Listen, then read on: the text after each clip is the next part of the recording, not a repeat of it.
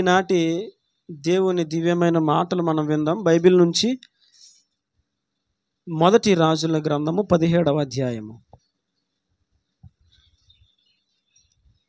మొదటి రాజుల గ్రంథము 17వ అధ్యాయం మొదటి వచనం. అంతట గిలాదు కాపురస్తుల సంబంధియును తిష్బీయుడునైన ఏలియా ఆహాబు నొద్దకు వచ్చి, ఎవని సన్నిధిని నేను నిలవబడి ఉన్నాను, ఇశ్రాయేలు దేవుడైన ఆ యెహోవా జీవము తోడు, నా మాట ప్రకారముగాక ఈ సంవత్సరములలో మంచైనను వర్షమైనను పడదని ప్రకటించెను. దేవుడి వాక్యముల ద్వారా ఈ దినము మనతో మాట్లాడునుగాక. ఆమేన్. చాలా శ్రద్ధగా వినండి. గతించిన వారము మనం ధ్యానం చేసిన సందేశాన్ని ఈ దినం నేను మరింత ముందు కొనసాగిస్తున్నాను. దయచేసి శ్రద్ధగా వినండి. బైబిల్లో ఏలియా, ఎలీషా, ప్రవక్త అయినటువంటి సమూయేలు, వీరు దేవుని పరిచర్యలో చాలా బలముగా వాడబడినటువంటి దైవజనులు. దేవుని పరిచర్యలో ఎంత బలముగా వాడబడిన దైవజనులంటే, వాళ్ళు అణుబాంబు కంటే చాలా ప్రభావం కలిగిన వారు, శక్తి కలిగిన వారు, నరమాత్రులే. కానీ వారు దేశానికే ఒక బలమైన ఆయుధాలుగా పనిచేసిన వారు. వారుంటే చాలు, ఇంకా దేశంలో ఇక వేరే మారణ ఆయుధాలతో పనేమీ లేదు, యుద్ధ ఆయుధాలతో పనేమీ లేదు. వాళ్ళుంటే చాలు దేశంలో, వారే దేశానికి బలమైన ఆయుధాలు. అలాగున దేవుని సేవలో, దేవుని పరిచర్యలో ఆనాడు ఏలియా, ఎలీషా, సమూయేలు అనే భక్తులు, ప్రవక్తలు వాడబడ్డారు. వారే కదా, ఇంకా చాలామంది ఉన్నారు, కానీ నేను మీకు ముగ్గురిని జ్ఞాపకం చేశాను. అందుకే ఎలీషా అంటాడు, నా తండ్రి ఇశ్రాయేలీలకు రథమును రౌతులను నీవే. ఎలీషా గురించి కూడా ఇశ్రాయేలు రాజు అదే మాట మాట్లాడడం మనం చూసాం. వారు బలమైన ఆయుధాలుగా దేవుని సేవలో, దేవుని పరిచర్యలో వాడబడ్డారు. ఎలా వాడబడ్డారంటే, శత్రువులు జయించాలి అంటే వాళ్ళు ప్రార్థన చేస్తే చాలు, దేవుడు కార్యం చేస్తాడు. చచ్చినోడు బ్రతకాలంటే ఏలియా, ఎలీషాలు ప్రార్థన చేస్తే చాలు, చచ్చినోడు లేచిపోతాడు. దేశంలో ఎట్టి రోగమైనా, ఎట్టి తెగులైనా, ఎట్టి కీడైనా దేశంలో నుండి తొలగిపోవాలంటే, శత్రువుల చేత అణచివేయబడుతున్నటువంటి ఇశ్రాయేలీలు వారి చేతులోంచి విడిపించబడాలంటే ఏలియా ప్రార్థన చేస్తే చాలు, ఎలీషా ప్రార్థన చేస్తే చాలు, దేవుడు తన కార్యములు బలముగా జరిగించుకుంటూ పోతాడు. వారే దేశాలకు బలమైన ఆయుధాలుగా మార్చబడ్డారు. గతించిన వారిని జ్ఞాపకం చేశాను, మనం కూడా అలాగ బలమైన ఆయుధాలుగా మార్చబడాలని. అవునా? ఎంతమంది ప్రార్థన చేసుకున్నారు, ప్రభా నేను ఒక బలమైన ఆయుధంగా మార్చబడాలి ప్రభా అని? ఎంతమంది ప్రార్థన చేసుకున్నారు ఇంటికి వెళ్ళాక? నేను ఆయుధంగా మార్చబడాలి, బలమైన ఆయుధంగా. వెరీ గుడ్, చేసుకుంటే మంచిది. ఒకవేళ చేసుకోలేదని చేసుకోండి. ప్రార్థన చేశారు, మరి చప్పట్లు కొట్టలేదేంటి? ప్రార్థనలో చప్పట్లు కొట్టలేదే సరిగ్గాని? టిఫిన్లు చేయలేదండి? టిఫిన్ చేయలేదమ్మా? ఏం చెప్పాను? ప్రతి అవయవము దేవుని సేవలో ఒక ఆయుధముగా వాడబడాలి. నీ చేతిలో ఆయుధం లేదు, మరి నువ్వు శబ్దం ఎలా చేయగలవు? చప్పట్లు కొట్టి శబ్దం చేయగలవు. అప్పుడు ఏం చేయాలి? పాట పాడుతున్నప్పుడు నేను చెప్పానా, నువ్వు చప్పట్లు కొట్టావంటే అపవాదిగాడు బుర్రకాయ నీ రెండు చేతుల మధ్యలో అప్పడం అయిపోవాలి. బాగా గుర్తుపెట్టుకో, ఈ మాట బాగా గుర్తుపెట్టుకోవాలి. అర్థమవుతుందా? నువ్వు కొట్టినప్పుడు ఏం గుర్తుపెట్టుకోవాలా?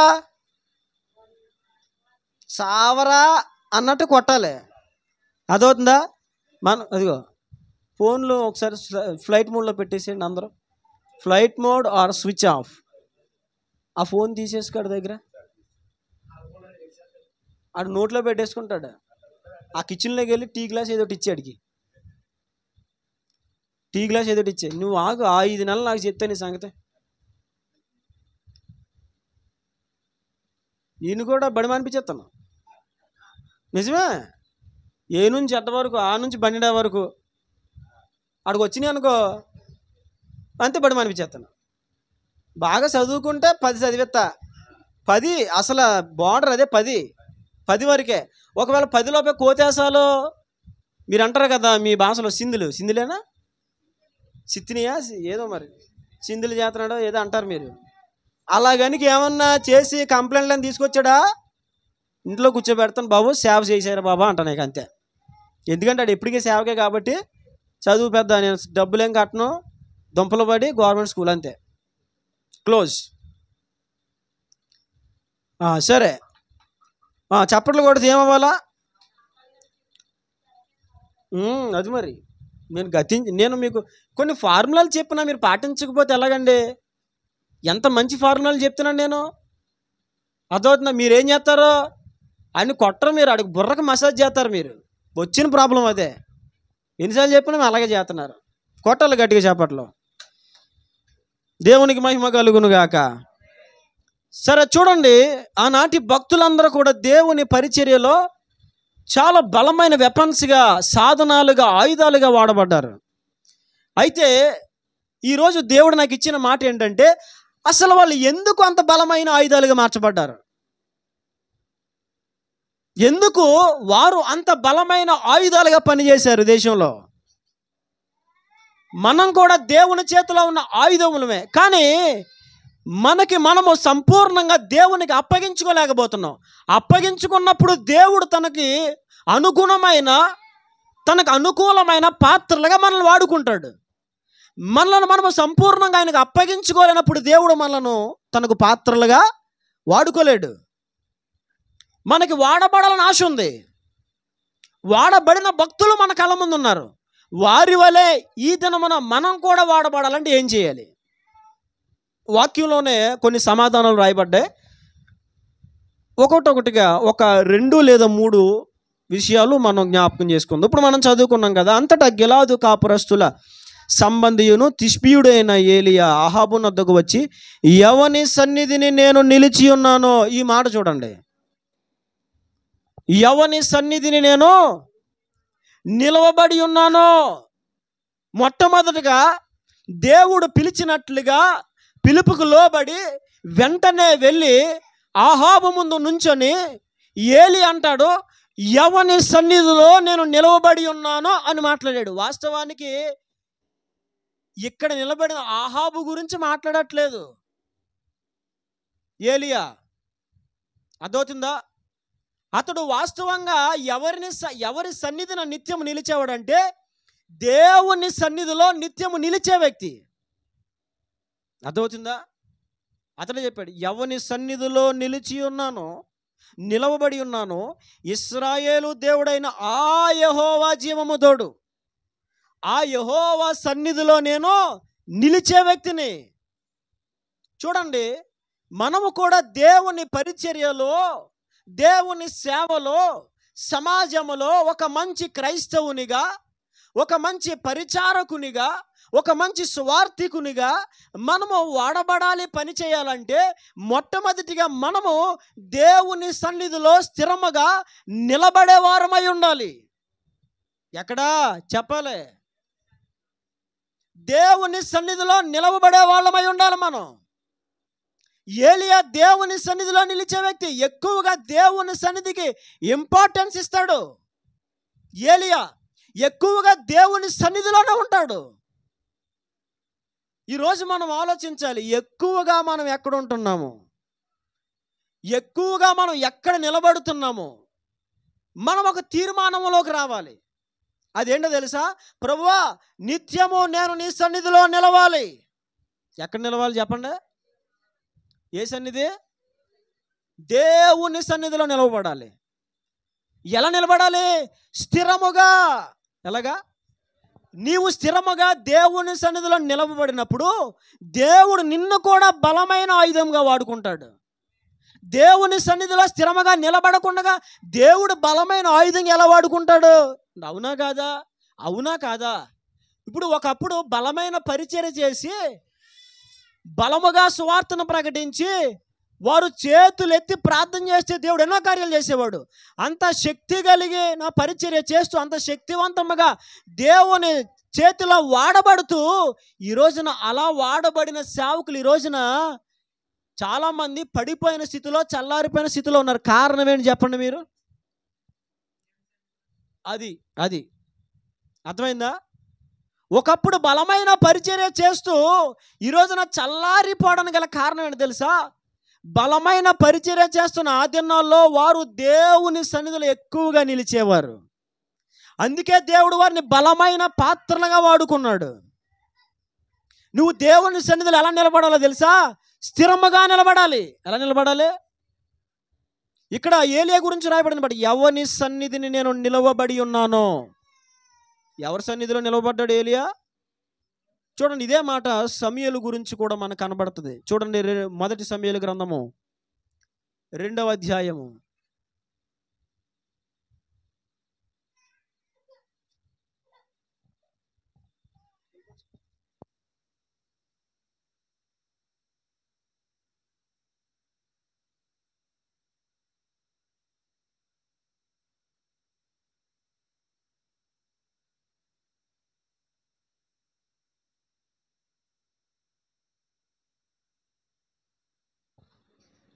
రండి, మొదటి సమూయేలు గ్రంథము 2వ అధ్యాయము. అమ్మ వినాలి, అందరూ నా వైపు చూడండి. 21వ వచనం.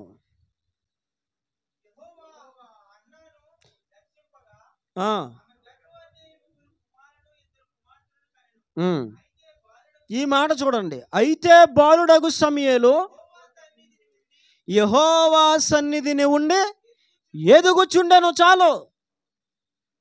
సమూయేలు, ఏలియా, ఎలీషాలు ఎందుకు దేవుని చేతిలో బలమైన ఆయుధాలుగా వాడబడ్డారంటే వారు దేవుని సన్నిధిలో నిలవబడి ఉండే వ్యక్తులు. అందుకనే సమూయేలు గురించి కూడా ఇక్కడ రాయబడిన మాట, బాలుడగు సమూయేలు యెహోవా సన్నిధిని ఉండి ఎదుగుచూ ఉండెను. ఎక్కడున్నాడు సమూయేలు?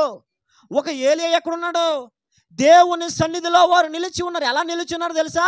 స్థిరముగా నిలబడి ఉన్నారు. మనం కూడా దేవుని సన్నిధిలో స్థిరముగా నిలిచేవారముగా ఉండాలి. ఎప్పుడైతే నువ్వు దేవుని సన్నిధిలో స్థిరముగా నిలవబడే ఉండే వ్యక్తిగా ఉంటావో అప్పుడు దేవుడు నిన్ను బలమైన ఆయుధాలుగా వాడుకుంటాడు. ముందు బయట తిరగడం ముఖ్యం కాదు. అర్థమవుతుందండి? ముందు బయట తిరగడం ముఖ్యం కాదు. ఎక్కువగా నీవు దేవుని సన్నిధిలో నిలిచి ఉండడం చాలా ముఖ్యం. యేసుప్రభు జీవితాన్ని కూడా మనం గమనిస్తాం. ఆయన పగటి యందు ఆయా దేవాలయంలో వాక్యమును బోధించి రాత్రి వేళ ఒలీవ కొండలో కాలము గడిపేవాడు. ఆయన ఒలీవ కొండ దగ్గర ఏం చేసేవాడు? ఆయన అరణ్యములో ఏం చేసేవాడు? ఆయన గెత్సెమనే తోటలో ఏం చేశాడు? ఆయన రాత్రంతా ప్రార్థన. ఆయన దేవుని సన్నిధిలో నిలిచి ఉండేవాడు కాబట్టి ఆయన మాట్లాడితే చాలు అద్భుతాలు. ఆయన వస్త్రములోంచి ప్రభావం బయలు వెళ్తూ ఉండేది. ఎందుకు తెలుసా? ఆయన దేవుని సన్నిధిలో నిలిచి ఉండే వ్యక్తి. ఎక్కువగా మనం మనుషుల మధ్యలో నిలిచి ఉండడానికి ఇష్టపడతాం. ఎక్కువగా మనం గుంపులో నిలవడానికి ఇష్టపడతాం. అవునా? కానీ మనం ఎక్కడ నిలవాలి? ఎక్కువ దేవుని సన్నిధిలో స్థిరముగా నిలవబడాలి.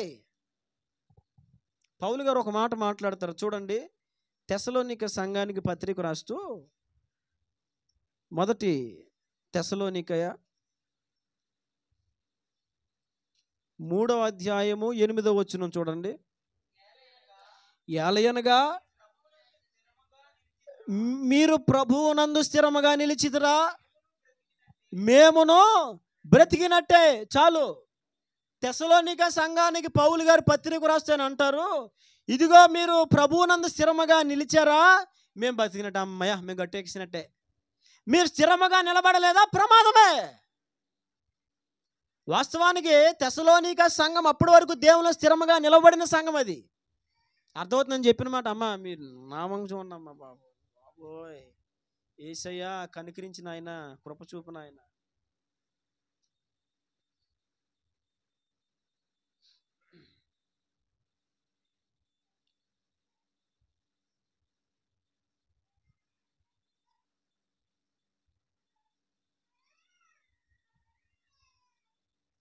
పౌలు గారు మాట్లాడుతున్నారు ఏమనంటే, మీరు ప్రభువునందు స్థిరముగా నిలిచితిరా మేమును బ్రతికినట్టే.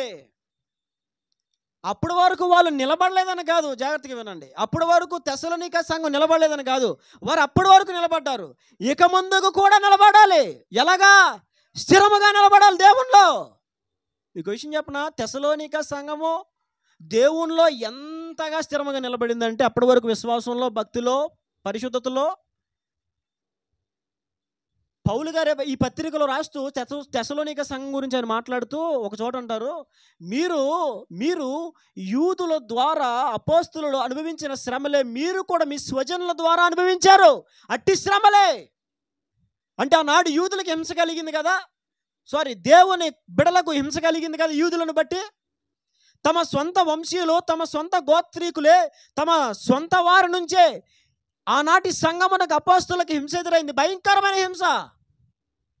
అలాంటి హింస తెస్సలోనిక సంఘము వారి బంధువుల ద్వారా, కుటుంబీకుల ద్వారా వాళ్ళు కూడా అనుభవించారంట. అంటే ఎంత భయంకరమైన శ్రమలు అనుభవించారు వారు తెస్సలోనిక సంఘం, అర్థమైందా? ఇలాంటి శ్రమలో వారు నిలబడ్డారు. అక్కడ మీరు నిలబడ్డారు, మీరు ఆ సంఘానికి మాదిరిగా ఉన్నారు, మీరు ఈ సంఘానికి మాదిరిగా ఉన్నారని పౌలు గారు మాట్లాడుతూ ఇక్కడికి వచ్చి అంటారు, మీరు ప్రభువులో ఇలా స్థిరంగా నిలబడ్డారా, మేము బ్రతికినట్టే, హ్యాపీ.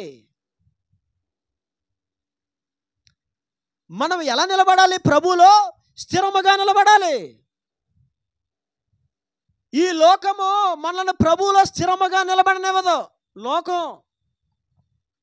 లోకములో ఉన్న పాపము దేవునిలో మనం స్థిరముగా నిలబడనివ్వదు.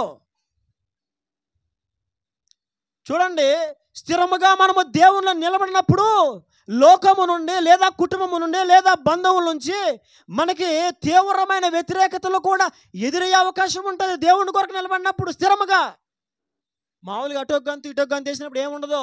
కానీ దేవుని కొరకు స్థిరముగా నీవు నిలబడినప్పుడు నీకు ఎన్నో ఇరుకులు ఇబ్బందులు ఉంటాయి, అయినను నీవు స్థిరముగా దేవుని నిలబడాలి. ఎలా నిలబడాలి? ఒక దానియేలు వలె నిలబడాలి. ఎలా నిలబడాలి? ఒక యోసేపులా నిలబడాలి. యోసేపు పరిశుద్ధతలో స్థిరముగా నిలబడ్డాడు. దానియేలు ప్రార్థనలో, అదే విధముగా పవిత్రతలో స్థిరముగా నిలబడ్డాడు. బైబిల్లో చాలామంది భక్తులు ఉన్నారు, వారు దేవునిలో స్థిరముగా నిలబడిన వారు కాబట్టి దేవుడు వారిని బలమైన ఆయుధాలుగా వాడుకున్నాడు. దేవుడు ఈరోజు నిన్ను కూడా బలముగా వాడుకోవాలంటే నీవు దేవునిలో స్థిరముగా నిలబడడం నేర్చుకో. గొంతులోకి అటు ఇటు ఓక్కో, వనకకో, ఒక తీర్మానం చేసుకో, ప్రభా నీలో స్థిరముగా నిలబడాలయ్యా. ఎన్ని శ్రమలు వచ్చినా, ఎన్ని ఇబ్బందులు వచ్చినా, ఎన్ని ఇరుకులు వచ్చినా నీ కొరకు స్థిరముగా నిలబడాలి. బాగా గుర్తుపెట్టుకోండి, స్థిరముగా నిలబడినప్పుడు మనకు వచ్చే ఆటంకాలు ఎన్నో ఉంటాయి. మీకు ఇంకో విషయం చెప్పనా, కుటుంబము నుంచే ఉంటాయి ఆటంకాలు. ఎక్కడి నుంచి ఉంటాయి? కుటుంబంలో నుంచే ఉంటాయి. నేను పరిచర్యలోకి వచ్చినప్పుడు, మా చిన్నని పరిచర్యలోకి వచ్చినప్పుడు, మా ఇద్దరు కూడా మా నాన్నగారు ఎక్కువగా వేసే డైలాగ్ ఏంటో చెప్పనా, అంటే మా నాన్నగారిని నేను ఏమి చులకన చేసి నేను మాట్లాడట్లేదు. అంటే మేము చదువు మానేసామని ఆయన బాధ, చదువు మానేసాం. ఎందుకని? చిన్నని ఏమో అప్పుడే ఇద్దరం వెళ్ళి 60,000 రూపాయలు గుంటూరు మాస్టర్ మైండ్స్లో ఫీజు కట్టేసి వచ్చాం. 60,000 రూపాయలు ఫీజు కట్టేసి వస్తే 6 రోజులు కూడా కాలేజీలో లేకుండా వచ్చేసాడు. సిఏ సిపిటి అయిపోయింది, ఐపీసీసీ అయిపోతే అందులో క్వాలిఫై అయిపోతే ట్రైనింగ్ ఉంటుంది. అది అయిపోతే ఒక్కొక్క కంపెనీకి ఆడిటింగ్కి వెళ్తే ఆ ఆడిటింగ్లో ఒక్క సంతకం చేస్తే 3 లక్షలు ఇస్తారు. ఒక్క సంతకం ఆడిటింగ్లో. అర్థమవుతుందా? మీకు తెలుసు సిఏ అంటే పెద్ద చదువు. అది సిపిటి అయిపోయింది, ఐపీసీసీ చదువుతున్నాడు. ఐపీసీసీలో క్లాసులో కూర్చుంటే ప్రభు స్వరంతో మాట్లాడుతున్నారు, నా ప్రజలు నశించిపోతా ఉంటే నువ్వు చదువుకుంటావా? సూట్ కేసు సర్దుకుని వచ్చేసాడు. ఏదో అప్పుడు 60,000 రూపాయలు ఇద్దరం వెళ్ళి కట్టేసి వచ్చాం. నేను వదిలేసి నేను వచ్చేసాను. 6 రోజులకి ఇంటికి వచ్చేసాడు. ఇంటికి వచ్చేస్తే ఎవరో గురించి నాకు తెలియదు, కానీ నేనే మా ఆయనతో చాలా రోజులు మాట్లాడలా. ఎందుకో తెలుసా? మా నాన్నగారు వాళ్ళని అడిగి వీళ్ళని అడిగి వాళ్ళని ఆ పాస్టర్ గారిని అడిగి ఈ పాస్టర్ గారిని అడిగి మా ఓడి జాయిన్ చేస్తాం, మా ఓన్ జాయిన్ చేస్తున్నామంటే డబ్బులు అని అడిగి 60 అక్షరాలుగా 60,000 రూపాయలు, ఇప్పటికీ 60,000 రూపాయలు బాండ్ ఇప్పటికే ఉంది. అది ఆ రిసిప్ట్ ఇప్పటికే ఉంది ఇంట్లో. 60,000 కట్టొచ్చిన 6 రోజులకి వచ్చేసాడు ఇంటికి. నా కోపం వచ్చింది. వీడికి ఏం తెలుసు, వీడు బయలుదేరిపోయాడు. మా నాన్నగారు అని ఊరే నీకు వెలుగుతో తట్టిందిరా నీకా అనేవారు మా నాన్నగారు. ఏం పట్టిందంట? వెలుగుతో తట్టిందిరా నీకు. చదువు మానేసి 60,000 రూపాయలు ఎవడు తిన్నట్టురా? మా నాన్నగారు ఎంత బాధపడి, రే ఇప్పటికే 3 లక్షలు ఖర్చు అయిందిరా నీకోసం. నిజం, 3 లక్షలు ఖర్చు అయింది. ప్రతి నెల 5,000 రూపాయలు రెంట కోసం, వాళ్ళున్న ఈ రూము రెంట కోసం పంపించేవారు. ఖర్చులు రెంట కోసం పంపించారు. 5,000 రూపాయలు ప్రతి నెల కష్టపడి ఒకసారి 25,000, ఒకసారి 20,000, ఒకసారి 30,000 అలా ఫీజులు కట్టుకుంటూ దాదాపుగా 3 లక్షల రూపాయలు. 60,000 రూపాయలు అప్పుడే కట్టొస్తే వచ్చేసాడు ఇంటికి. నేనే వ్యతిరేకించాను, నేనే మాట్లాడడం మానేశాను. కానీ ఒక విషయం చెప్పనా, మా నాన్నగారు వెలుగుదూత పట్టింది అని అన్నా, నేను సనుక్కున్న మా అన్నయ్య స్థిరముగా దేవుని సందులో నిలబడేవాడు. మూలకెళ్ళి కట్టిన వేసుకుని ప్రార్థన చేసుకునేవాడు. నేను చూసి ఎగతాళి చేసేవాడిని, నేను చూసి మనసులో విసుక్కునేవాడిని. నిజమే. కానీ స్థిరముగా దేవునిలో నిలబడుటలో ఉన్న మహిమ ఎంత గొప్పదో ఆ తర్వాత తెలుసుకున్నా. నేను పరిచర్యకు వచ్చి నేను ప్రార్థన చేసుకుంటుండే మా నాన్నగారు నన్ను కూడా, ఏంట్రా సేవ అంటే రే మూలను కూర్చొని గుడ్ల మీద పొదిగినట్టు పొదిగినట్టు పొదగడం కాదురా సేవ అంటే. సేవ అంటే ఏంటి? వెళ్ళాలి, బయటికి వెళ్ళాలి, మూలను కూర్చొని పొదగడం కాదు, గుడ్ల మీద పెట్టలాగా అనేవారు మా నాన్నగారు. బాధ అయ్యేది. నిజమే. ఎందుకంటే నాకు అప్పుడు అంత ఆత్మబలం లేదు, అంత శక్తి లేదు, మాటలకి తట్టుకొని అంత సామర్థ్యం లేదు. సో ఆ మాటలకి నేను సహించుకోలేక బాధపడేవాడిని. కొన్నిసార్లు నాన్నగారు ఉన్నప్పుడు ప్రార్థన చేసుకోవడం కొంచెం భయం అనిపించేది. ఎందుకని మళ్ళీ మోకరి ఏదో అంటాడు రా బాబు ఈయన అనిపించేది. అయినా స్థిరముగా దేవుళ్ళు నిలబడ్డం మానలా. నేను ఒక విషయం చెప్తున్నా, దేవుడు నిన్ను తన సేవలో బలమైన ఆయుధముగా చెక్కేంత వరకు నీవు దేవుని సన్నిధిలో స్థిరముగా నిలబడాలి. అలా చెక్కే వదిలేమన్నా దేవుణ్ణి? చెక్కబడిన తర్వాత కూడా స్థిరముగా దేవుని సన్నిధిలో నీవు నిలబడాలి. ఎందుకు వారు బలమైన ఆయుధాలుగా వాడబడ్డారంటే, వారు దేవుని సన్నిధిలో స్థిరమైన ఆయుధాలుగా ఎందుకు వాళ్ళు వాడబడ్డారంటే, వారు దేవుని సన్నిధిలో స్థిరముగా నిలబడిన వారు. ఈ రోజున మనం కూడా దేవుని సేవలో బలమైన ఆయుధాలుగా వాడబడాలంటే మనము కూడా దేవుని సన్నిధిలో స్థిరముగా నిలబడాలి. అప్పుడు ఖచ్చితంగా బలమైన ఆయుధాలుగా మనం దేవుని సేవలో వాడబడతాం. అర్థమవుతుందని చెప్పిన మాట? అర్థమవుతుందా? ఇప్పుడు ఒక ఏలియా, ఒక సమూయేలు, వారు దేవుని సేవలో స్థిరముగా నిలబడ్డారు, దేవుని సన్నిధిలో స్థిరంగా నిలబడ్డారు. కానీ వారు నిలబడినప్పుడు వారు స్థిరముగా నిలబడడానికి అనుకూలంగా ఉన్నాయా, పరిస్థితులు వ్యతిరేకంగా ఉన్నాయా? చెప్పాలి. వ్యతిరేకంగా ఉన్నాయి. అంత అనుకూలంగా ఉన్నప్పుడు దేవునిలో స్థిరముగా నిలబడ్డం కాదు, వ్యతిరేకతల మధ్యలో కూడా స్థిరముగా నిలబడాలి. వ్యతిరేకతల మధ్యలో కూడా ప్రార్థన చేయగలగాలి. వ్యతిరేకతల మధ్యలో కూడా దేవుని మందిరానికి మానకుండా రాగలగాలి. వ్యతిరేకతల మధ్యలో కూడా ప్రభుని హృదయపూర్వకంగా స్తుతించగలగాలి. వ్యతిరేకతలో కూడా ప్రభుని ఆరాధించగలగాలి. వ్యతిరేకతల మధ్యలో కూడా ప్రభువును గణపరచగలగాలి. ఒక స్థిరమైన అనుభవము, ఒక స్థిరమైన సహవాసము దేవునితో మనం కలిగి ఉండాలి. నేను చెప్తున్నా, నువ్వు అలా స్థిరముగా నిలబడు, దేవుడు నిన్ను ఒక బలమైన ఆయుధంగా వాడుకుంటాడు. ఇది సత్యం. ఇది సత్యం. నేను చెప్తున్న మాట కాదు, బైబిల్లో ఉన్న మాటలే. వారు ఎందుకు బలమైన ఆయుధాలుగా దేవుని సేవలో వాడబడ్డారంటే, వారు దేవుని సన్నిధిలో స్థిరముగా నిలబడిన వారు. శ్రమలు వచ్చేను కృంగిపోలా, అవమానాలు వచ్చి ఆగిపోలేదు, ఇరుకులు వచ్చి ఆగిపోలా, అభ్యంతరాలు వచ్చి ఆగిపోలా. ఏం చేశారు మరి? స్థిరముగా దేవునితో నిలబడ్డారు, స్థిరముగా సాగిపోయారు. అర్థమవుతుందా? పౌలు శీలను బంధించి చెరసాలు అయితే ఏం చేశారు? అలా హాయిగా పడుకొని సొంగగర్చారా? మరి ఏం చేశారు? పాటలతో ప్రార్థించగా లేపాడు అయ్యగారు పునాదులు. అంతే. అవునా?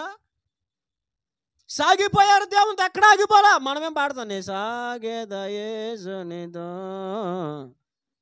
అలా పాడకూడదు. మనం ఏమని పాడాలి? నేను ఆగేదయేసునిలో శ్రమల కాలములో. అప్పుడప్పుడు పాడేదా, అప్పుడప్పుడు మానేదా, అప్పుడప్పుడు ప్రార్థించేదా, అప్పుడప్పుడు ప్రార్థన మానేదా అని పాడుకోవాలి మనం. ఎందుకని? స్థిరముగా దేవుని సన్నిధిలో నిలవబడే ఆ యొక్క స్థితి మనకు లేదు. బాగా గుర్తుపెట్టుకోండి. నీవు దేవుని సన్నిధిలో నిలబడు, ప్రార్థనలో నిలబడు, వాక్యంలో నిలబడు, దేవుని సహవాసంలో నిలబడు, బలముగా నిలబడు దేవుని కోసం. నీ పక్షముగా ఉండి నిన్ను ఆయుధముగా మార్చి నిన్ను వాడుకుంటాడు దేవుడు సేవలో. వాళ్ళు ఎందుకంత బలమైన ఆయుధాలుగా మార్చబడ్డారు? వారు దేవుని సన్నిధిలో నిలబడేవారు. వాళ్ళకి ఎంత ఇష్టమో తెలుసా? ఎంత ఇష్టమో తెలుసా? ఇంటికాడ నుంచి బయటికి వెళ్ళిపోయి ఒక సంవత్సరం పాటు అరణ్యంలో ఉండరా అంటే వెళ్ళిపోయి ఉండిపోతారు వాళ్ళు. అంత ఇష్టం దేవునితో ఉండడం అంటే. నీకు ఇష్టమా? అంత ఇష్టమా? దేవుని సన్నిధిలో ప్రార్థించటంలో, పాడుటలో, స్తుతించటంలో నీ మనసు ఇష్టమైపోవాలి. ఏమైపోవాలి? ఎప్పుడు ప్రార్థన చేసుకుంటాను, ఎప్పుడు దేవుని మందిరానికి ఎప్పుడు వెళ్ళేదనా భక్తుడే ఉన్నాడు, ఎప్పుడు వెళ్తాను దేవుని మందిరానికి. మన మనసు ఎప్పుడు ఉంటే ఎలా ఉంటుంది? ఎప్పుడు ముగిస్తాడు రా బాబా, టైం అయిపోతాడు, ముగిస్తాడంటారు ఇంకానే, ఎప్పుడు ఆపుతాడు రా బాబా, ఎప్పుడు ఆపుతాడురా. అప్పుడు దాకా అల్లెలుయా స్తోత్రం అన్న వాళ్ళు టైం ఎక్కువైంది అనుకో, ఇప్పుడు అల్లెలుయా అంటే అల్లెలుయా అల్లెలుయా, పాస్టర్ గారు అల్లెలుయా అల్లెలుయా అంటే ఏంటి? ఆఫరా బాబు నువ్వు అక్కడ, టైం అయిపోతుంది అక్కడ అని. అర్థమవుతుందా? నువ్వెంత స్థిరముగా నిలబడాలంటే శ్రమలు వచ్చినా ఆగకూడదు, ఏ వ్యతిరేకతలు వచ్చినా ఆగకూడదు. స్థిరంగా నిలబడడం అంటే అదే దేవునిలో. స్థిరంగా నిలబడ్డం అంటే అన్ని బాణం నిలబడడం కాదు, ఏ పరిస్థితుల్లో నిలబడ్డం అది స్థిరంగా నిలబడ్డం దేవునిలో. వాళ్ళకి ఎంత వ్యతిరేకత అండి, ఏలియాకి ఎంత వ్యతిరేకత. ఆహాబు ఆడు ఎక్కడ కనబడతా పట్టుకొని తీసుకురండ్రాడా ఆడిన. ఎవరిని? ఏలియాని. అయినా వారు దేవుని సన్నిధిలో స్థిరముగా నిలిచే అనుభవం కలిగి బ్రతికారు కాబట్టి వారు దేవుని సేవలో బలమైన ఆయుధాలుగా మార్చబడ్డారు. వారే ఒక రథాలుగా, ఒక రౌతులుగా పేరొందారు అన్నాడు. ఈరోజు నువ్వు కూడా దేవుని సేవలో బహుబలముగా వాడబడాలంటే, ఒక ఆయుధముగా వాడబడాలంటే నేను చెప్తున్నా, బాగా గుర్తుపెట్టుకో. నీవు దేవుని సన్నిధిలో స్థిరముగా నిలబడడం అలవాటు చేసుకో. ఎక్కడ? దేవుని సన్నిధిలో స్థిరముగా నిలబడడం అలవాటు చేసుకో. మహిమ కలిగిన పరిచర్యలు ఈ రోజున ప్రపంచవ్యాప్తంగా జరుగుతున్నాయి. ఒక మినిస్ట్రీ, పేరు చెప్పనులే, ఒక మినిస్ట్రీ. ఆయన అంతగా ఈ రోజున పరిచర్య చేయడానికి గల కారణం, ఇలా చాలా మినిస్ట్రీలు ఉన్నాయి, నాకు తెలిసిన కొన్ని మినిస్ట్రీలు ఉన్నాయి, పేర్లు చెప్పను కానీ చెప్తున్నా. ఒక భక్తుడు ఉన్నాడు, ఆయన పెద్ద పరిచర్య చేశాడు దేవుని కృపను బట్టి. ఎందుకు చేయగలిగాడు తెలుసా? ఆయన ఎక్కడున్నా ప్రార్థన చేసేవాడు. ఆయన ట్రైన్లో కూడా ప్రార్థన చేసుకునేవాడు, ట్రైన్లో ఉన్న మోకాళ్ళు వేసేసేవాడు. ఆయన స్థిరమైన దేవునితో సహవాసము, దేవుని సన్నిధిలో స్థిరముగా నిలిచి ఉండడం. ఒక ఆయన దేవుని సేవ కొరకే బయటకు వచ్చేసి 10 సంవత్సరాల సేవ లేకపోయినా ఖాళీగా తిరిగాడు. అలాగా దేవుడు సేవకు పిలిచాడు, సేవ లేదు. ఎక్కడైనా మీటింగ్ జరుగుతుండే వెళ్ళి అయ్యగారండి పాట ఎవరండి అని పాడుకునేవాడు అంట వెళ్ళి. ఆయన మనకైతే ఇక్కడ పిలిచేవాళ్ళు ఒకరు, అవునా? మన మధ్యలో ఉన్న mister mister mister mister etcetera వస్తారు, పాడతారు. మరి పాట అయిపోయిన తర్వాత మళ్ళీ వెనకాల మనకి వందనాలు తందనాలు, మళ్ళీ వెనకాల ఇది చెప్పబోతే బాగోదు మళ్ళీ, అవునా? కానీ ఆయన అలా కాదు. ఆయన వెళ్ళి అండ్ ఒక పాట ఇస్తారండి పాడతాను అని అడిగి పాడేవాడు. ఆయన 10 సంవత్సరాలు అలా తిరిగాడు. అలాగని వెనక్కి వెళ్ళిపోలా, సేవలో నిలిచి ఉన్నాడు, దేవుని సన్నిధిలో నిలిచి ఉన్నాడు. ఈ రోజు నాకు మహిమ కలిగిన పరిచర్య చేయగలిగిన శక్తిని దేవుడు ఆయనకి ఇచ్చాడు. ప్రపంచవ్యాప్తంగా దేవుడు బహుబలముగా వాడుకుంటున్నాడు. ప్రపంచవ్యాప్తంగా ఈ రోజున సంఘాలు, మందిరాలు విస్తరించాయి. కారణం ఏంటో తెలుసా? వారు దేవుని సన్నిధిలో స్థిరముగా నిలిచారు. కరువైనా, ఖడ్గమైనా, ఆకలైనా, ఉపద్రవమైనా, వస్త్రహీనత అయినా, ఏమైనా, బంధువులు వదిలేసినా, కుటుంబీకులు వదిలేసినా, కన్నవారే కాదన్నా, ఎవరు వద్దనుకున్నా సరే స్థిరముగా దేవుళ్ళ నిలబడ్డ అలవాటు చేసుకున్నారు. ప్రభువా నీ ఉంటే చాలయ్యా, నీ సన్నిధిలో ఉంటానయ్యా, నీతో ఉంటానయ్యా. మనం ఏం చేస్తాం? నీవుంటే నాకు చాలు యేసయ్యా, కానీ రాత్రి అయితే భర్త లేకపోతే కష్టమయ్యా. అవునా? తర్వాత పెట్టుకోవాల్సిన వచ్చినవి ఇది. మనం పాడేదేంటిదే? నీవు ఉంటే నాకు చాలయ్యా. రాత్రి అయితే ఎవరో ఒకరు ఉండాలి పక్కన. సరే ఉండడం మంచిదేలే, అర్థమవుతుందా? నీవు ఉంటే నాకు చాలయ్యా అంటారు. పక్కన బంధువులు లేకపోతే ఉండలేరు.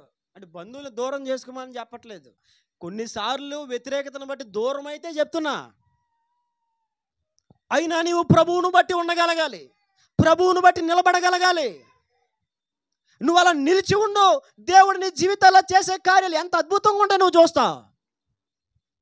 ఒకటి, బలమైన ఆయుధాలుగా నువ్వు వాడబడాలి, మార్చబడాలంటే దేవుని సన్నిధిలో నువ్వు స్థిరముగా నిలబడాలి. రెండవది, బలమైన ఆయుధముగా మనము దేవుని సన్నిధిలో వాడబడాలంటే రెండవది మనం కలిగి ఉండాల్సిన అనుభవం ఏంటో రెండవ అనుభవం మీకు జ్ఞాపకం చేస్తాను రండి. అదే మొదటి రాజుల గ్రంథం, మరల మూలవాక్యంలోకి వచ్చేద్దాం రండి. 17వ అధ్యాయము.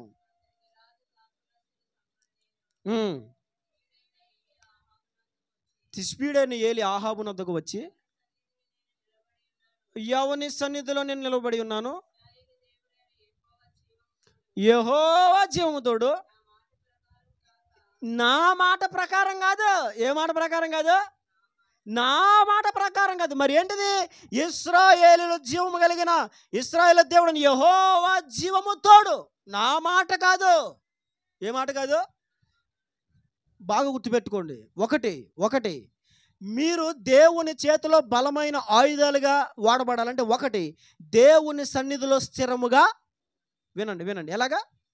స్థిరముగా నిలబడాలి. స్థిరముగా గుర్తుపెట్టుకుని ఈ మాట. ఎలాగా చెప్పండి ఒకసారి.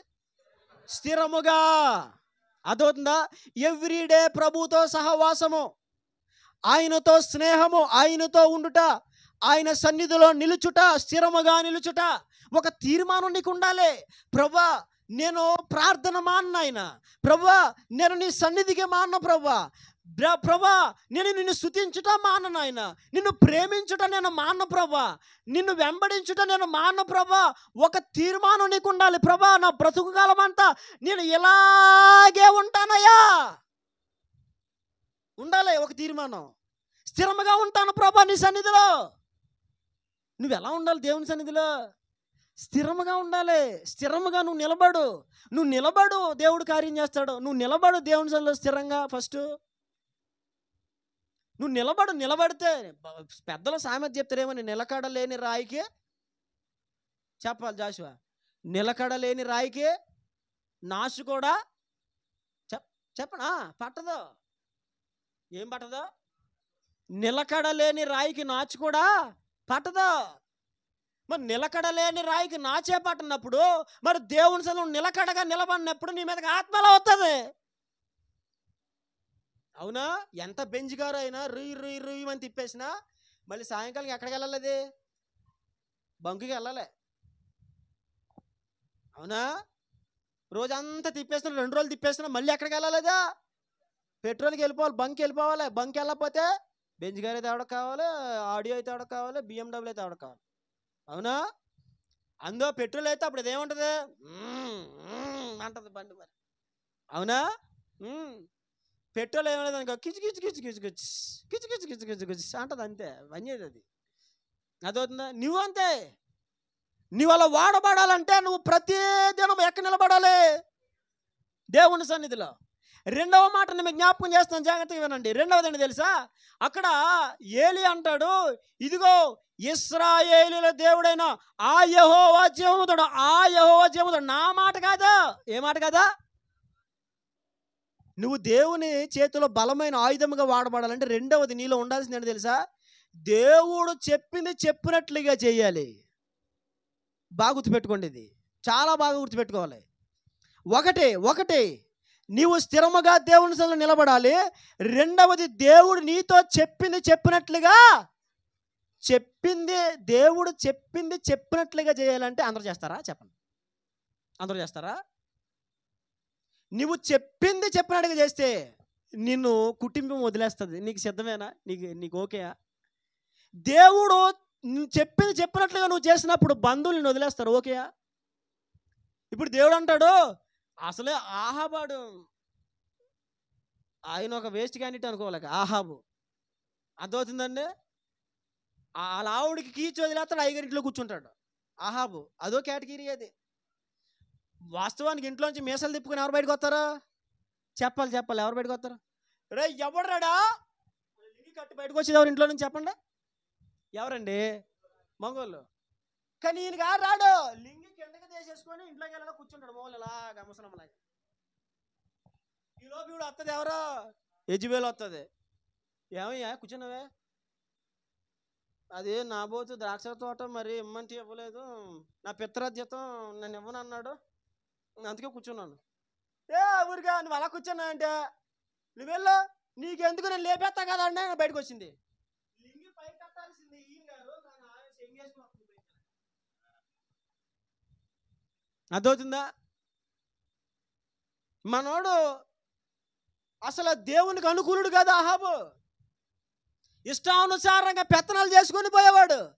మనోడు కోపం ఎక్కువ. అయ్యగారు చేస్తాడు, మనోడికి ఆ పని అవ్వకపోతే అలావిడితో చేస్తాడు. ఏం చేస్తాడు? అయ్యగారు చేస్తాడు, పని అవ్వలేదనుకో ఎవరినంట చేస్తాడు? వదులుతాడు. బోన్లో సెమ్ము వస్తుంది ఇవిడు గారు, ఈ శిరోభోసనాలు ధరించుకొని మేకప్ వేసుకొని ఇలా అంటది అంతే, బయటకు వచ్చిందంటే. అర్థమవుతుందా? ఇంకా అంతే, ఇంకెవడైనా అయిపోవలసిందేక. అసలు అతనికి అనుకూలంగా ఎవడైనా మాట్లాడలేదా లేపేస్తాడంతే. అహాబు డేంజర్ క్యాండిడేట్. ఇప్పుడు దేవుడు అంటాడు ఏలియాతో, బాబు ఆహాబు దగ్గరికి వెళ్ళి, నేను ఎవరి సన్నిధిలో నిలిచి ఉన్నాను, ఆ యెహోవా జీవముతోడు, ఈ సంవత్సరములలో ఇదిగో 3.5 సంవత్సరాల్లో వర్షము పడదు, కరువు వస్తుంది భూమి మీదకి అని చెప్పాలి. ఇప్పుడు ఎవరు? ఎవరండి? ఎవరితో చెప్పాలి? ఆహాబుతో చెప్పాలి. ఇప్పుడు దేవుడు చెప్పింది చెప్పినట్లుగా చేయాలి. ఇప్పుడు వెళ్ళే ఎవరి సన్నిధిలో నిలబడ్డానో అని ఆహాబు దగ్గరికి వెళ్ళి చెప్పాడు అనుకున్నా, ఆడు మామూలుడా ఏంట్రా అని వచ్చి లెంపగా వేసి జుట్టట్టుకుని రా ఇన్ని జైల్లో తోయినరా అంటాడు. అవునా? ఇప్పుడేమో ఏలి ఏం చేయాలి? దేవుడు చెప్పింది చెప్పినట్లుగా చేయాలి. మరి ఇప్పుడు ఏం చేద్దాం? ఆహాబుకి భయపడి నిజం చెప్పడం మానేస్తావా? దేవునికి భయపడి సత్యం ప్రకటిస్తావా? తేల్చుకో. నీవు బలమైన ఆయుధముగా వాడబడాలంటే దేవుడు చెప్పింది చెప్పినట్లుగా చేయి. ఇలా చెప్పమన్నాడా చెప్పు, ఇలా చేయమన్నాడా చేయి. ఆయన ఏది చెప్తా చేయి అంతే.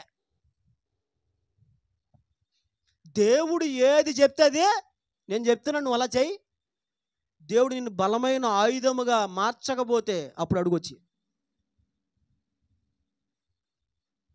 వాళ్ళు ఎందుకు బలమైన ఆయుధాలుగా వాడబడ్డారు తెలుసా? ఎంత డేంజర్ మనుషులైనా సరే దేవుడు చెప్పమంటే రాబాయ్, దేవుడు చెప్పాడు, నువ్వెక్కిన మంచము దిగకుండా చస్తావంతే, వచ్చాడు మేక. మన వాళ్ళు చెప్తారా, అయ్య బాబా కొట్టేస్తారండి, అయ్య బాబోయ్ వేలేసేస్తారండి, అయ్య బాబాయ్ నన్ను లేపేస్తారండి, నా వల్ల కాదండి. కాదు కాదు, దేవుడు నీకు చెప్పింది చెయ్యి. భయపడక, ఎవరికే భయపడకో. దేవుడేమన్నాడు?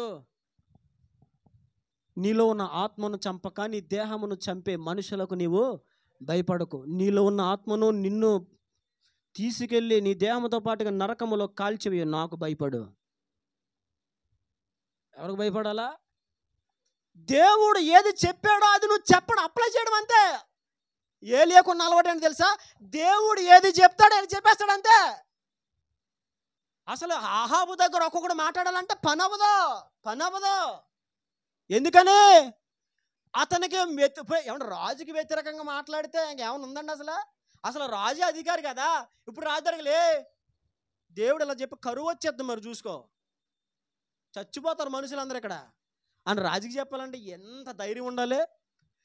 ధైర్యం అక్కర్లా. దేవుడు చెప్పింది పట్టుకెళ్ళి నమ్మకంగా చెప్పి అంతే. దేవునికి మహిమ కలుగును గాక.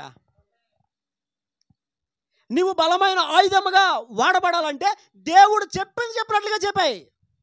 ఆయన ఎలా చేయమని అలా చెయ్యి, మార్చుకో, భయపడకో. దేవుడు అలా చెప్పాడా? అమ్మో ఇలా చేస్తే మా వాళ్ళు వదిలేస్తారేమో, ఇలా చేస్తే నా మీద ఎవరైనా పగ పెట్టేసుకుంటారేమో. పెట్టుకునియా, పెట్టుకున్నవాడు రేపు పొద్దున మారతాడు, ఇక్కడికి వస్తాడు. దేవునికి మహిమ కలుగును గాక. నువ్వు నమ్ము, నువ్వు చూడు. అర్థమవుతుందా? ఎక్కడ నిలబెట్టబోతే అడుగు. నువ్వు మాత్రం ఏం చేయాలా? దేవుడు చెప్పింది చెప్పినట్లుగా చేయి. నీకు ఒక దేవుడు దర్శనమిచ్చి కలవిచ్చి ఆమెకి చెప్పానడా, డైరెక్ట్గా వెళ్ళి కూర్చొని ప్రేమగా, అమ్మా నాకు ఇలా జరిగింది, జాగ్రత్తగా ప్రార్థన చేసుకుని చెప్పొచ్చాయి. అంతేగాని అయ్య బాబా చెప్పానంటే అలా అందరండి నన్ను నోట్లు వేసుకుని నవ్వులేస్తారండి. నవ్వలేకపోతే మెంగనయ్యి నవ్వులేసి మెంగనయ్యి ఏమైంది? అదవుతుందా? వాళ్ళు ఎందుకు వాడబడ్డారు దేవుని సేవలో? వారు బలహీనులైనా, వారు ఎన్నిక లేని వారైనా దేవుడు చెప్పింది చెప్పినట్లుగా చెప్పారు. అందుకే హైలైట్ అయిపోయారు వాళ్ళు. దేవునికి మహిమ కలుగును గాక.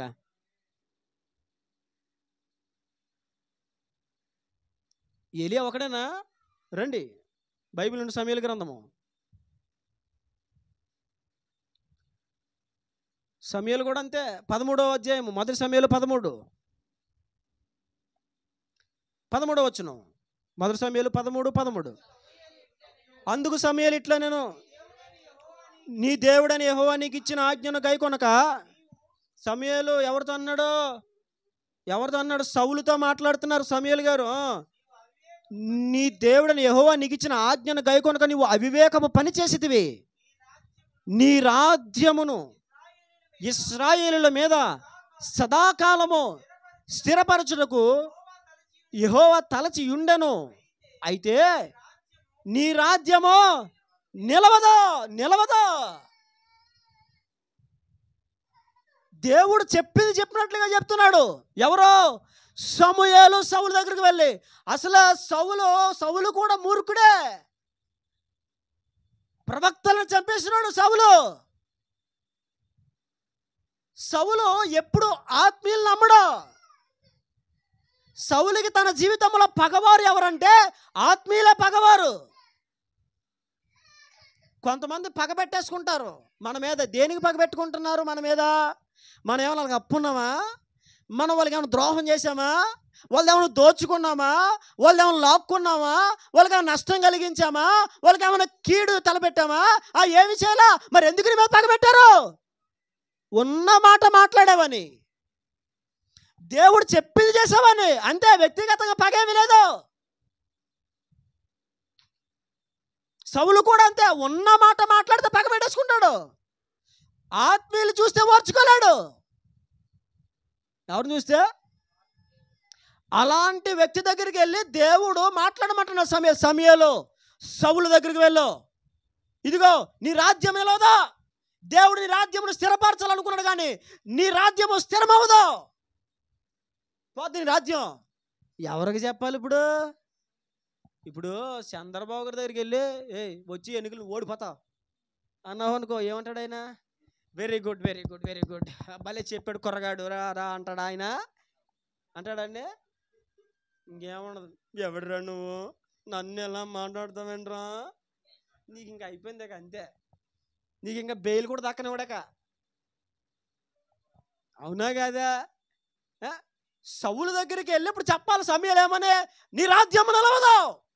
దేవుడు నీ రాజ్యమును సదాకాలము స్థిరపరచాలనుకున్నాడు, కానీ అసలు నీ రాజ్యము స్థిరమవదు.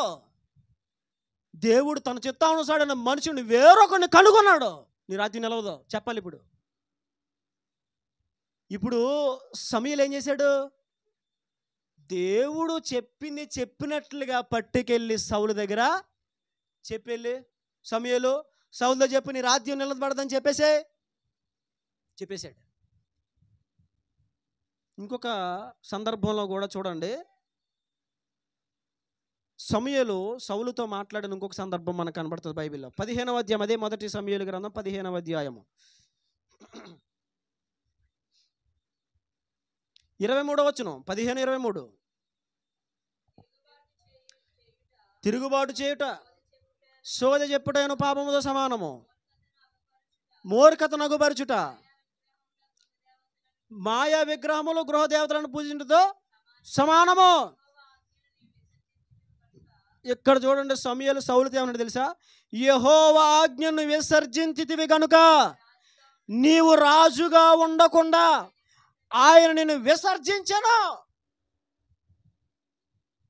యెహోవా ఆజ్ఞలను నీవు గైకొనకుండా ఆయనకి వ్యతిరేకముగా ఉన్నావు కాబట్టి, దేవుని ఆజ్ఞలను విసర్జించావు కాబట్టి దేవుడిని విసర్జిస్తున్నాడు. ఎవరు చెప్తున్నారు? సమూయేలు సౌలుతో చెప్తున్నాడు. నేను ఎందుకు ఈ ప్రస్తావనలు మీకు జ్ఞాపకం చేశానంటే, వారు దేవుడు చెప్పింది చెప్పినట్లుగా చేశారు. దేవుడు ఏమి చెప్పమన్నాడో అలాగే పట్టుకెళ్ళి సమాచారాన్ని యథార్థముగా ప్రజలకు చేరవేశారు. అందుకే వాళ్ళు బలమైన ఆయుధాలుగా వాడబడ్డారు. దేవునికి మహిమ కలుగును గాక. ఈరోజు నువ్వు బలమైన ఆయుధముగా వాడబడాలంటే ఏం చేయాలి చెప్పండి? ఒకటి, దేవుని సన్నిధిలో స్థిరముగా. రెండవది, దేవుడు చెప్పింది చెప్పినట్లుగా చేయాలి. మనుషులు చెప్పింది చేసి దెబ్బతినేసిన నీ జీవితంలో ఎన్నోసార్లు, అవునా? మనుషులకు నచ్చినట్లుగా బ్రతికి దెబ్బతినేసావు ఎన్నోసార్లు. అపవాది ఇచ్చిన ఆలోచన ప్రకారంగా వెళ్ళి ఎన్నోసార్లు జీవితంలో సమస్తమును కోల్పోయావు. నీ జీవితంలో దుఃఖాన్ని తెచ్చిపెట్టుకున్నావు. మనుషుల మాటలు విని ఎంతో విచారణ తెచ్చుకున్నావు. ఈరోజు దేవుడు నీతో మాట్లాడుతున్న మాట ఏంటి తెలుసా? నీవు ఆయన మాట చెప్పింది చెప్పినట్టుగా గైకో, దేవుడు నిన్ను బలమైన ఆయుధముగా వాడుకుంటాడు. దేవునికి మహిమ కలుగును గాక. దేవుడు నిన్ను బలమైన ఆయుధముగా వాడుకోవాలంటే ఆయన సన్నిధిలో నీవు స్థిరముగా నిలబడాలి. రెండవది, ఆయన చెప్పింది చెప్పినట్లుగా. అంతే, భయపడకో. కొంతమంది చెప్పరు, ఎందుకు చెప్పవు? అయ్యి బాబా వాళ్ళ కళ్ళు మంచి కదండి, వాళ్ళ నోరు మంచిది కదండి, వాళ్ళు చెడెట్టేస్తారండి, వాళ్ళు చేతబడి చేసేస్తారండి. ఎవడు చేసేస్తాడా చేతబడా? మన వాళ్ళు భయం, చెప్పరు. అవునా? చెప్పరు. వాళ్ళు అలా పాడైపోతాను చూస్తూ ఉంటారు అంతే. దేవుడు నీకు చెప్పింది చెప్పినట్లుగా చేయి. ఇలా చేయి అన్నప్పుడు అలాగే చేయి నువ్వు. ఒకవేళ దేవుడు చెప్పిన దాని విషయంలో మనుషులకు ఒకవేళ నువ్వు భయపడుతున్నావేమో, సమాజానికి నువ్వు భయపడుతున్నావేమో, బంధువులకు నువ్వు భయపడుతున్నావేమో, కుటుంబానికి నువ్వు భయపడుతున్నావేమో, దేవుడి రోజు నీతో తేటగా మాట్లాడుతున్నమాట ఏంటి తెలుసా? దేవుడు ఏది చెప్పాడో అది నువ్వు తప్పకుండా చేయి. దేవుడు నిన్ను బలమైన ఆయుధముగా మార్చేస్తాడు. దేవునికి మహిమ కలుగును గాక. వాళ్ళు ఎందుకు బలమైన ఆయుధాలుగా వాడబడ్డారో మూడవ మాట నేను జ్ఞాపకం చేస్తాను. రండి, మరల మూల వాక్యంలోకి మనం వచ్చేద్దాం. రండి, మొదటి రాజుల గ్రంథము 17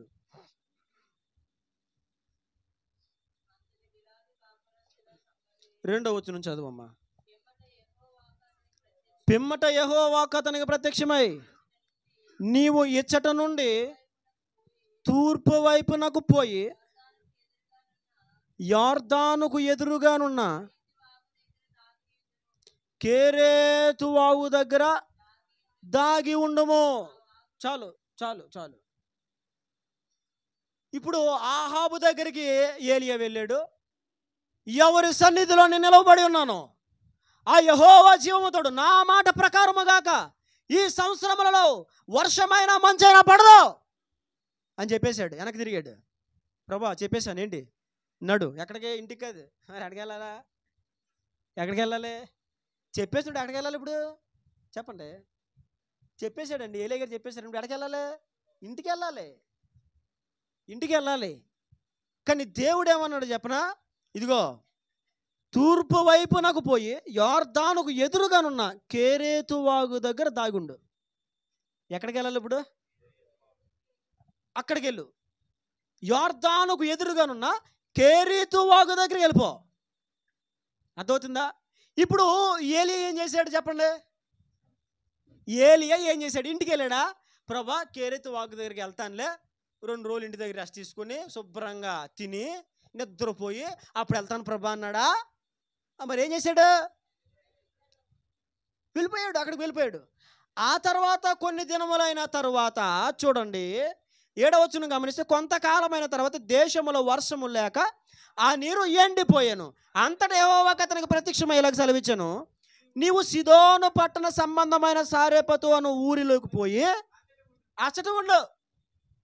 అంటే దేవుడు ఏ ప్రాంతానికి పంపిస్తే అక్కడ, ఏ స్థితిలో ఉంచితే ఆ స్థితిలో ఇష్టముతో ఉండిపోతున్నాడు. దేవునికి మహిమ కలుగును గాక. అర్థమైందని చెప్పిన మాట. ఏ ప్రాంతానికి పంపిస్తే ఆ ప్రాంతంలో, ఏ స్థితిలో ఉంచితే ఆ స్థితిలో ఎలా ఉంటున్నాడు? ఇష్టముతో ఉంటున్నాడు. ఏలియా ఇంటికి వెళ్తే మంచం ఉంటుంది, కప్పు కూడా దుప్పటి ఉంటుంది. కానీ దేవుడు అన్నాడు, నువ్వు కేరీతు వాగు దగ్గరికి నడు. మీకు విషయం చెప్పనండి, నిజంగా ఈరోజు నా సేవ చేస్తున్న సేవకులమైన మేము సిగ్గు విడిచి చెప్తున్నా, సుఖముతో భక్తి చేస్తున్నాము, సుఖపడుతున్నాం మేము. కానీ ఆనాడు భక్తులు దేవుడు ఏది చెప్తే అది. ఇప్పుడు కేరేతు వాగు దగ్గర నీకు 6x6 మంచం ఉంటుందా? కేరేతు వాగు దగ్గర కనీసం చీప్ క్వాలిటీ, చీపు సబక నులక మంచం ఉంటుంది అక్కడ? చెప్పండి. సవకలో సవక చాప ఉంటుంది, తుంగ చాప. మరి ఏముంటుంది? ఏమి ఉండదు. వాగు దగ్గర చెట్టు ఉంటే చెట్టు కింద పడుకోవడమే. దేవునికి మహిమ కలుగును గాక. ఊరుకునే వారు బలమైన ఆయుధాలు అవ్వలే. వాళ్ళు ఏం చేశారో తెలుసా? ఎక్కడ ఉండమంటే అక్కడ ఉన్నారు. దేవుడు అరకు పరిచర్యకి మమ్మల్ని పంపించినప్పుడు దేవుడు ఒక ఇల్లు చూపించారు నాకు. పదే ఆ ఇంటి మీదకు దృష్టి లేదు. ఆ ఇంటికి ఎదురుగా వెళ్ళగానే సమాధానం వచ్చేసేది. ఆ ఇల్లు చూడగానే సంతోషం కలిగేది. ఆ ఇల్లు చూడగానే ఏదో ప్రేరేపణ కలిగేది. ఇక్కడికి వచ్చేయాలి, ఇందులోకి రావాలి. పెద్ద బిల్డింగ్ అది.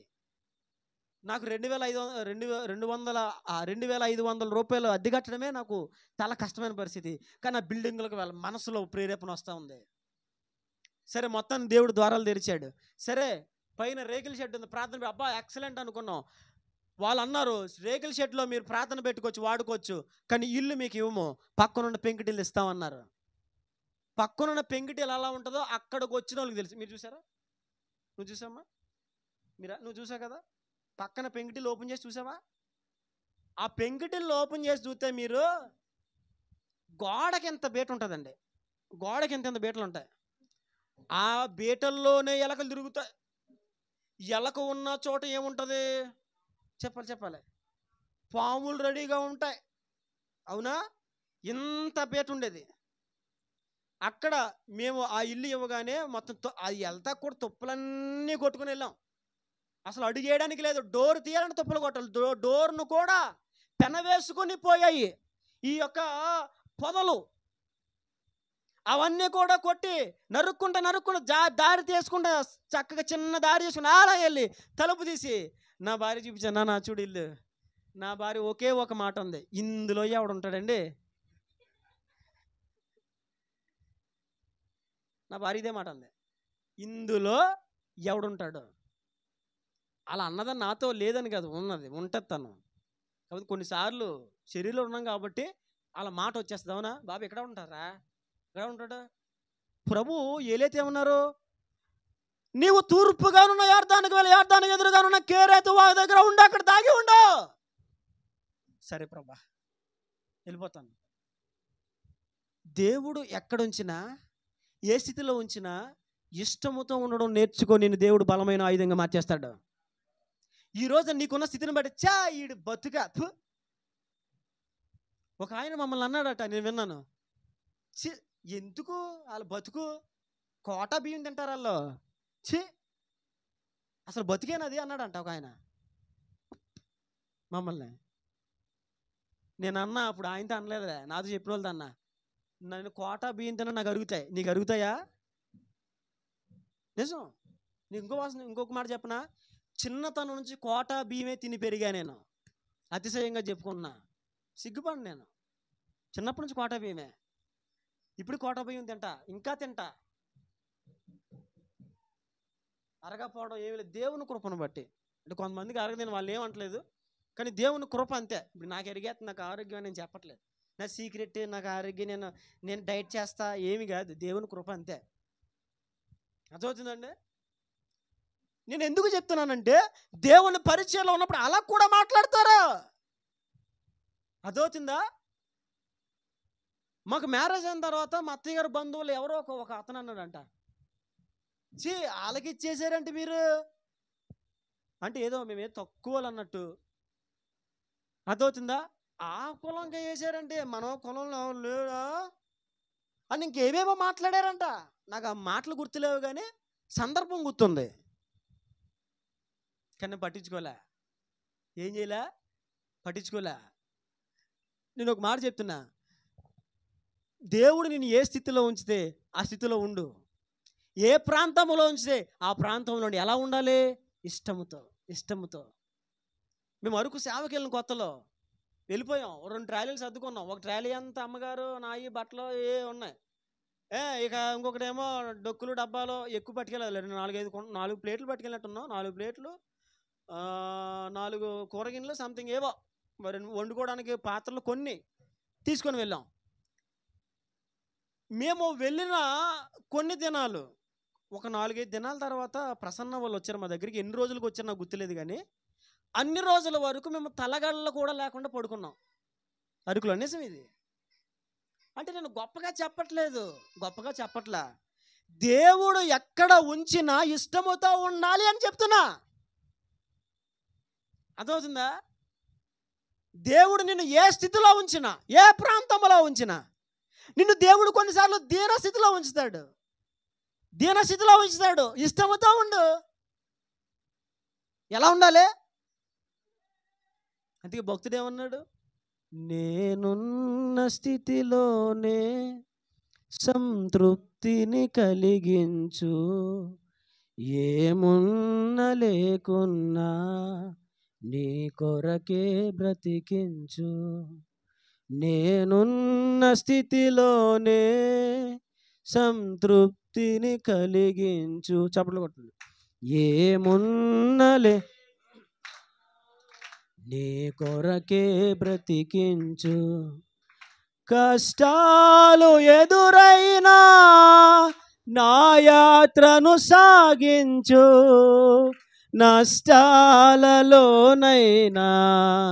స్తుతి చేయుట నేర్పించు. కష్టాలు ఎదురైనా నా యాత్రను సాగించు, నష్టాలలోనైనా స్తుతి చేయుట నేర్పించు. నేనున్న స్థితిలోనే సంతృప్తిని కలిగించు, ఏమున్న లేకున్నా నీ కొరకే బ్రతికించు. నేనున్న స్థితిలోనే. దేవుడు నిన్ను ఏ స్థితిలో ఉంచినా స్థితిలో ఉండు. అరే వాళ్ళ గొప్ప ఉద్యోగం వచ్చేసి నాకు ఉద్యోగం లేదు, నేను ఇప్పుడు ఈ స్థితిలోనే ఉన్నాను, వారు వ్యాపారంలో పైకి వెళ్ళిపోయారు, నేను ఇంక ఇదే స్థితిలో ఉన్నాను. బాధపడకు. ఏ స్థితిలో దేవుడు నిన్ను ఉంచినా ఆ స్థితిలో ఇష్టముగా ఉండు. అరే ఎందుకు బాధపడతావు? అందరూ ముందుకెళ్ళిపోయారు, నేను ఎక్కడ ఉండిపోయాను, అందరి జీవితాల్లో కార్యాలు జరిగినాయి, నేను ఎప్పుడు చూసిన ఇదే స్థితిలో ఉన్నాను. కాదు, ఏ స్థితిలో ఉన్నా ఇష్టముతో ప్రభువా నీకు స్తోత్రాలయ్యా, ఈ స్థితిలో ఉంచో నీకు వందనాలు ఆయన, ఈ స్థితిగతులు దయచేసో నీకే మహిమ ప్రభా, తండ్రి నీకు స్తోత్రాలు ప్రభా అని హృదయపూర్వకంగా ఆ స్థితిలో దేవుణ్ణి స్తుతించి ఆరాధించగలిగితే దేవుని హృదయం నీ గురించి కరిగిపోతుంది. నిన్ను చూచి పరవశించిపోతాడు ఆయన. ఇక నిన్ను చూచి ఆగలేడు ఆయన. బాగున్నప్పుడు అందరూ పాడతారండి పాటలు. స్థితి బాగున్నప్పుడు ఎవడైనా కబుర్లు చెప్తాడు, స్థితి బాగున్నప్పుడు ఎవడైనా డప్పాలు కొడతాడు, స్థితి బాగున్నప్పుడు ఎవడు ఏదైనా మాట్లాడతాడు. అది కాదు. ఏమీ లేని స్థితిలో నువ్వు దేవుని స్తుతిస్తావు చూసావా, ఏమీ లేని పరిస్థితుల్లో దేవుని హృదయపూర్వకంగా ఆరాధిస్తావు చూసావా, ఏ స్థితిలో ఉంచినా దేవుని బట్టి ఆనందిస్తావు చూసావా, దాన్ని బట్టి దేవుడు నీ జీవితంలో కార్యం చేస్తాడు. వారు ఎందుకు వాడబడ్డారో తెలుసా? దేవుని సేవలో దేవుడు ఏ ప్రాంతంలో ఉంచినా, ఏ స్థితిగతుల్లో ఉంచినా సంతోషముగా ఉన్నారు. ప్రభా కెరేతు వాక్ దగ్గర ఉండాలా? ఉంటాను ప్రభా. ఎలా వచ్చాడు చెప్పాలి. ఎలా వచ్చారు? మన వాళ్ళు దేవుని మందిరానికి రావడానికి ఎలా వస్తారు? ఆ పొద్దున్న సాయంకాలం టాయిలెట్ కుక్కలు లాక్కెళ్తారు కదా, మెల్లో గొలిసేసి దానికి ఒక బెల్ట్ కట్టి మెడకేసి లాక్కెళ్తారు పొద్దున్నే. అలాగే మన మందిరాలకు వచ్చిన వాళ్ళు ఎలా వస్తారు? దా రా ఏయ్ నడు ఏయ్ బే ఛే ఏయ్ బే రా వే. అలా కాదు. నీ మెడకు గొలుసు వేయకుండానే నువ్వు పరిగెత్తుకుంటా దేవుని సన్నిధికి వచ్చేయాలి. ఏ స్థితిలో ఉన్నా నువ్వు దేవుని స్తుతిస్తూ ఉంటే, ఏ స్థితిలో ఉన్నా స్థితిలో ఇష్టపడి ఉండడానికి నీ హృదయాన్ని అప్పగించుకుంటే, నీ జీవితాన్ని అప్పగించుకుంటే, నీ యొక్క దేహాన్ని అప్పగించుకుంటే, ఆ స్థితిలో ఉండడానికి నువ్వు మనస్ఫూర్తిగా అంగీకరిస్తే, నేను చెప్తున్నా ఏలియాను బలమైన ఆయుధముగా మార్చిన దేవుడు, సమూయేలును బలమైన ఆయుధముగా మార్చిన దేవుడు నిన్ను బలమైన ఆయుధముగా మార్చేస్తాడు. దేవునికి మహిమ కలుగును గాక. నేను ఇక్కడ ఉండలేకపోతున్నానండి, నా వల్ల అవ్వట్లేదు పాస్టర్ గారు, నేను చేయలేకపోతున్నానండి, ఈ ప్రాంతంలో నా వల్ల కాదండి. లేదు లేదు లేదు లేదు నేను ఒక మాట చెప్తున్నా, ఇష్టముగా ఉండు, నిన్నే కుటుంబీకుల మధ్యలో దేవుడు బలమైన ఆయుధంగా మార్చేస్తాడు. ఇష్టముగా ఉండు. పాస్టర్ గారు బయటికి రావడానికి సిగ్గు అవుతుందండి, ఇంట్లో నుంచి బయటికి రావాలంటేనే చాలా సిగ్గు అనిపిస్తుందండి. ఎందుకంటే పరిస్థితులు బాగలేదు, అందరూ అన్నీ కొనుక్కుంటున్నారు, కానీ మా దగ్గర కొనుక్కోవడానికి ఏమీ లేవండి. కనీసం కుటుంబంగా కొంచెం సంతోషంగా బయటికి వెళ్ళి తినొద్దామంటే పరిస్థితులు బాగలేదండి. ఇది ఇంట్లో అవసరం ఉందయ్యా కొనుక్కుందామంటే పరిస్థితులు బాగలేదండి. చాలా దీనస్థితిలో ఉన్నామండి అని చాలామంది బాధపడుతూ ఉంటారు. కానీ నేను చెప్తున్నా, ఏ స్థితిలో ఉన్నా ఆ స్థితిలో ఉండడానికి ఇష్టపడు, ఇష్టంగా ఎంచుకో. ప్రభా ఈ స్థితినిచ్చావా, నీకు స్తోత్రాలు ప్రభా. నేను నేర్చుకున్న పాఠాన్ని నేను నేర్చుకున్న పాఠాన్ని వాక్యం చెప్పిన మందిరాల్లో శత్రువులుగా మారిపోయి నన్ను విరోధిగా చూస్తున్న ప్రాంతాల వారి కళల మధ్యలో కూర్చొని విశ్వాసిగా కూర్చొని ఏగిపించి పాటలు పాడుతూ చప్పట్లు కొట్టుకున్న వాళ్ళతో పాటు నేను సిగ్గుపడలా. అరే ఇదే మందిరంలో నేను స్టేజ్ మీద వాక్యం చెప్పాను, విశ్వాసుల గుంపులో కూర్చొని నేను ఆరాధించాలనుకోలే. నేను ఏమనుకున్నాను తెలుసా, ప్రభా ఎలాగ నీ సన్నిధిలో కనీసం కూర్చొని ధన్యతనిచ్చాను, నీకు స్తోత్రాలు ప్రభా అని స్తుతించాను. నిజంగా లేని మాట నేను చెప్తే కనుక నేను దేవునికి లెక్క అప్పగించుకోవాలి. యథార్థంగా నేను చెప్తున్నా, బాధపడలా ప్రభా ఈ స్థితి ఇచ్చావు చాలు నాయన, ఈ స్థితిలో ఉంచావు చాలు, దేవుని స్తుతించాను, ఇష్టపడ్డాను ఆ స్థితిలో ఉండడానికి. నిజమే, ఈరోజు కూడా ఎక్కడికైనా వెళ్ళినా ప్రసంగం చెప్పడమే కాదు, అవసరమైతే అక్కడ ఏమైనా వాయిద్యాలు వాయించాల్సి వస్తే వాయిస్తాను, ఏదైనా పని చేయాల్సి వస్తే పని చేస్తాను, ఎక్కడైనా మందిరం దగ్గరికి వెళ్తే బాత్రూమ్లు బాగాలేదని కడుగుతాను. నిజం, కడిగిన సందర్భాలు ఉన్నాయి నా జీవితంలో. అలాగా వాక్య పరిచర్య చేయడానికి వెళ్ళి హైదరాబాద్లో బాత్రూమ్లు కడిగి వచ్చేవాడిని నేను. నిజం, ఏ స్థితిలో ఉన్నాను, సంతోషంగా ఉంటావా, అప్పగించుకుంటావా దేవునికి?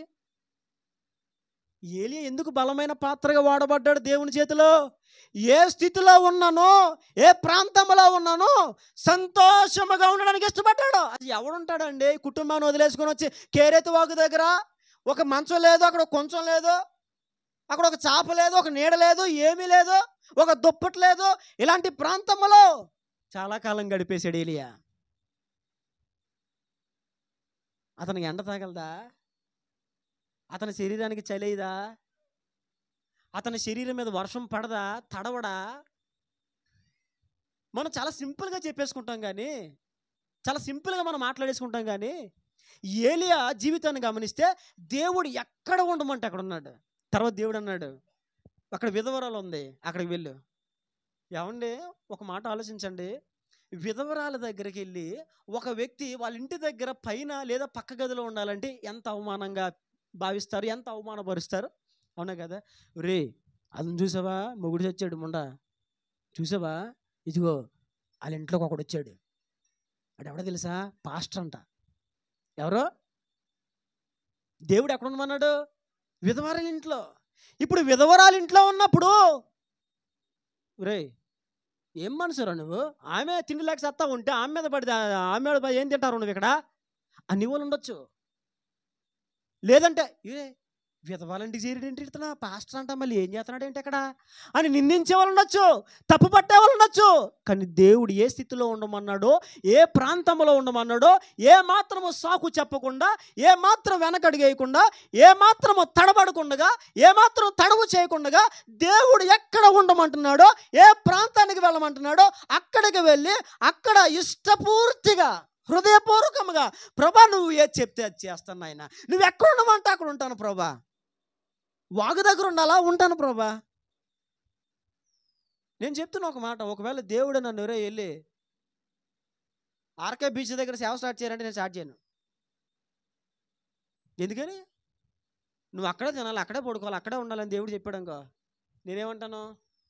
ప్రభా నాకు ప్రేయర్ హాల్ కావాలి ప్రభా, ప్రభా ప్రేయర్ హాల్ వెనకాల గది కావాలి ప్రభా, ప్రభా నాకు పోడియం కావాలి ప్రభా. ఎందుకనే?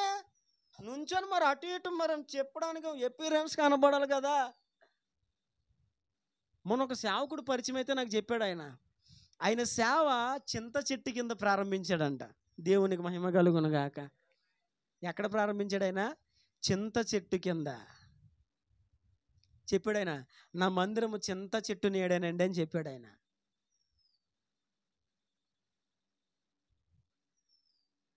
ఎందుకు వారు బలమైన ఆయుధాలుగా వాడబడ్డారంటే, వారు ఎక్కడ ఉండమంటే, ఏ ప్రాంతానికి వెళ్ళమంటే ఆ ప్రాంతంలో అక్కడ ఆ స్థితిగతుల్లో ఇష్టముతో ఉన్నారు. నువ్వు ఇష్టముగా ఉండవు, నువ్వు బాధపడుకో.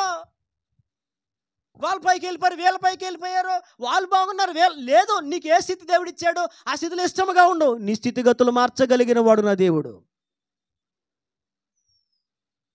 ఒకప్పుడు నీ స్థితి బాగోకపోవచ్చు. ఒకప్పుడు నీ స్థితిని బట్టి నీ తోటివారు, ఇరుగువారు, పొరుగువారు నిన్ను హేళన చేయొచ్చు, తప్పు పట్టచ్చు, నిన్ను వేళకోళం చేయొచ్చు. ఈడు బతికచ్చా, ఏం బతికిరేది, రే ఆ ఉద్యోగం వదులుకొని వచ్చేసాడు ఏంటి, రే మంచి స్థానం వదులుకొని, ఏం పిచ్చోడ్లా ఉన్నాడు ఏంటి, పిచ్చోడే. కానీ రేపొద్దున్న నీ లోక పిచ్చ తీయడానికి ఆడేవాడు పడతాడు. దేవునికి మహిమ కలుగును గాక. నీలో ఉన్న మదము, నీలో ఉన్న మోహము, నీలో ఉన్న కామము, పాపము తొలగిపోయి నిన్ను సంపూర్ణంగా పవిత్రముగా పరిపూర్ణముగా మార్చుటకు ఆ పిచ్చోడ నీకు సేవకుడిగా వాడబడతాడు రేపు పొద్దున్న. ఏలియా దేవుడు ఎక్కడ ఉండమంటే అక్కడ. ఎలీషాలో కూడా మనం చూస్తాం, మళ్ళీ తనిఖీ చేయక్కర్లేదు. వారి జీవితాలు దేవుని సందులో మోకరించి కాగడా పెట్టి దేవుని ముఖాంతరంలో చూస్తూ ఉంటే వాళ్ళందరూ కూడా దేవుడు ఎక్కడికి పంపిస్తే ఎక్కడ ఉండమంటే అక్కడ ఇష్టముతో ఉన్నవాళ్ళు. ఏ స్థితిలో ఉంచినా ఆ స్థితిని బట్టి వాళ్ళు ఇష్టపడుతుండేవారు. ఆ కేరేతు వాగు దగ్గర ప్రతిరోజు కాకొచ్చి రొట్టె మాంసము తినేవాడు. ప్రభువానికి స్తోత్రాలు. ఆ వాగు నీరు తాగేవాడు. దేవా ఒకనొక రోజు వాగులో నీళ్ళు అయిపోయినాయి. దేవుడు అన్నాడు ఎక్కడికి? విధవరాలింటికి. ఇప్పుడు విధవరాలింటికి వెళ్ళాడు. ఆ విధవరాలు కూడా అంటే పాపం ఆవిడ కట్లేరుకుంటుంది, నేను నా కొడుకు తిని చచ్చిపోతాం, దీంతో ఈ రోజుతో ఇక మా జీవితం అయిపోయింది, లాస్ట్ పిండి నూనె అంతే. ఇలాంటి సమయంలో పరిశుద్ధాత్మ ప్రేరేపణతో చెప్పాడు, నువ్వు నాకు ఫస్ట్ ఒక అప్పం తీసుకురా, తర్వాత నీ కొడుకు తీసుకో, నీ బుడ్డలో తైలం అయిపోదు, నీ కొండలో పిండి అయిపోదు. అలా ఆమె చేసింది. అప్పటి నుంచి అక్కడ ఉండి ఆమె చేసిన రొట్టె తింటా. అప్పుడు రొట్టె మాంసం ఉండేది, ఇక్కడ మాంసం క్యాన్సిల్ అయిపోయింది, ఇంకో రొట్టె వస్తుంది. ఏలియాకు ఇప్పుడు ఏంటిది? అక్కడ రొట్టె మాంసం, ఇప్పుడు ఇక్కడ రొట్టె, ఓన్లీ రొట్టె, మాంసం లేదు, నంచుకుంటాకే. అవునా? మనకి వంకాయ కూర వండితే ఎండి చేప ఏమైనా ఉందా? ఎండి చేపలు కొనలా. కోడిగుడ్డు ఏమైనా ఉందా? కోడిగుడ్లు తేలా. నువ్వే తెచ్చినట్టు ఏమంటున్నావు? ఆమ్లెట్ ఇంట్లోనే. ఎక్కడి నుంచి తేనప్పుడు నేను గుమ్మడొడియాలు ఏమైనా ఉన్నాయా? గుమ్మడొడియాలు ఎక్కడ వెనక పెట్టానంటే ఇంట్లోనే. అప్పడాలు ఏమైనా ఉన్నాయా మనోళ్ళు? అవునా? లేదు, మొత్తం పోయినాయి. రొట్టె మాంసం ఇంటి దగ్గర ఎన్నో ఆహార పదార్థాలు తిన ఏలియా కేరేతు వాగు దగ్గరకు వచ్చినంత ఒకటే ఆహారం, రొట్టె మాంసం రోజు డైలీ. అంటే ప్రతిరోజు ఉదయం ఉప్మా. 4 రోజుల పాటు మీరు ఏమైనా తిన్నారా? హలో, అందరూ ఉన్నారా? తిన్నారా? ఇంటికి తినలే? ఊరుకోండి, మొఖం కొట్టేస్తుంది, మొఖం కూడా వేస్తుంది, ఎగుడు వచ్చేస్తుంది. ఏమొచ్చేస్తుంది? ఎగుటు వచ్చేస్తుంది. అవునా? డైలీ ఉప్మాయే రోజు తిన్నాను, రోజు ఉప్మా తీయే. ఇంకోటి ఏం చేయొచ్చు కదా, పిండి ఉంది నానబెట్టాను, రొట్టెలు అట్లే వేయచ్చు కదా, మినపట్లు వేయచ్చు కదా. అవునా? కానీ ఏలియా రోజు రొట్టె మాంసం. ఇప్పుడు అక్కడి నుంచి సారేపతి విధవరాల దగ్గరికి వెళ్ళిన తర్వాత మాంసం క్యాన్సిల్ అయిపోయింది, ఓన్లీ రొట్టె ఒకటే వస్తుంది. మీరు గమనించండి వారి స్థితిగతులు. దేవుడు ఏ ప్రాంతానికి తీసుకెళ్ళినా, ఏ స్థితిగతుల్లో వారిని ఉంచినా, ఆ స్థితిగతుల్లో ఆ ప్రాంతాల్లో ఇష్టముతో సంతోషముతో ఉన్నారు. దేవుడు పదే పదే నీతో మాట్లాడుతున్నాడు. నువ్వు ఇష్టముగా ఉండలేకపోతున్నావు. దేవుడు నీకు ఇచ్చిన స్థితిలో నువ్వు ఇష్టముగా ఉండలేకపోతున్నావు. అందుకే దేవుడు నీతో మాట్లాడుతున్నాడు. ఇప్పుడు దేవుడు నిన్ను ఉంచిన స్థాయిలో నువ్వు ఇష్టముగా ఉండలేకపోతున్నావు, ఇబ్బంది పడిపోతున్నావు. అబ్బా, ఈ స్థితిలో మేము ఉండలేము, నాకు కష్టం, నాకు ఇష్టం లేదు ఈ స్థితి. నువ్వు ఇష్టముగా ఉండలేకపోతున్నావు. అందుకే దేవుడు నీతో మాట్లాడుతున్నాడు. ఇష్టముగా ఉండు. ఏలియాను బలమైన ఆయుధముగా మార్చిన దేవుడు నిన్ను కూడా బలమైన ఆయుధముగా మారుస్తాడు. ఇప్పుడు రండి, సమూయేలు గ్రంథము 3వ అధ్యాయము 3వ వచనం. 1 సమూయేలు 3:3. దీపము ఆరిపోక మునుపు సమూయేలు దేవుని మందసమున్న యెహోవా మందిరములో పండుకొని ఉండగా. చాలు. దీపము ఆరిపోక ముందు సమూయేలు దేవుని మందసమున్న యెహోవా మందిరములో, ఇంటి దగ్గర నుంచి దేవుని సేవ కొరకు వచ్చిన సమూయేలు తనకి నివాసం ఏదో తెలుసా? ఏంటది? దేవుని మందిరం. పాలు విడవగానే తల్లి సమూయేలును తీసుకొచ్చాయా, నేను మొక్కుకున్న మొక్కుబడి దేవుడు నెరవేర్చాడు, తీర్చాడు. నా కోరికను దేవుడు తీర్చాడు. ఇదిగో నేను ఏదైతే అడిగానో దేవుడు ఇచ్చాడు. ఇదిగో ఆ బహుమానం, ఆ బిడ్డ ఇదిగో. ఇతడు తన జీవిత దినములన్నిట దేవుని పరిచర్యలో ఉంటాడు, ఇతడు యెహోవాకు ప్రతిష్ఠుడు అని చెప్పి తల్లి అప్పగించి వెళ్ళిపోయిన తర్వాత తల్లి దగ్గర పెరిగి, తల్లి దగ్గర పెరిగి ప్రతిరోజు తల్లి కౌగిలిలో పడుకొని తల్లి వెచ్చదనం పొందుకుంటూ, తల్లి గారాబాన్ని పాలన పొందుకుంటూ ఈరోజు ఒక్కడే దేవుని మందిరములో ఏం చేస్తున్నాడు? చిన్న వయసులో తల్లి వెట్టదనాన్ని, తల్లి ప్రేమ ఆప్యాయతలు పొందాల్సినటువంటి ఆ స్థితిగతుల్లో సమూయేలు ఒక్కడే దేవుని మందిరములో పడుకుంటున్నాడు. రాత్రి అవ్వగానే పిల్లవాళ్ళు కోరుకునేది ఏంటి తెలుసా? అమ్మా అమ్మా అమ్మా అమ్మా. అవునా? చీకటి పడగానే చిన్నపిల్లలు ఎవరిని కోరుకుంటారు? పొద్దునంతా ఆడతారు వాళ్ళు, కానీ నైట్ అవ్వగానే అమ్మ కావాలి. ఎవరు కావాలి? తల్లి పాలు విడవగానే కొడుకుని తీసుకొచ్చి దేవుని మందిరంలో పెట్టేసింది. తల్లి ప్రేమ తెలీదు సమూయేలుకి. తల్లి కౌగిలిలో వెట్టదనం అనుభవించలే. తల్లి ప్రేమ ఆప్యాయతలు ఎప్పుడు పొందలే. ఎందుకో తెలుసా? దేవుడు ఎక్కడ ఉంచితే అక్కడ ఇష్టముతో ఉండాలి.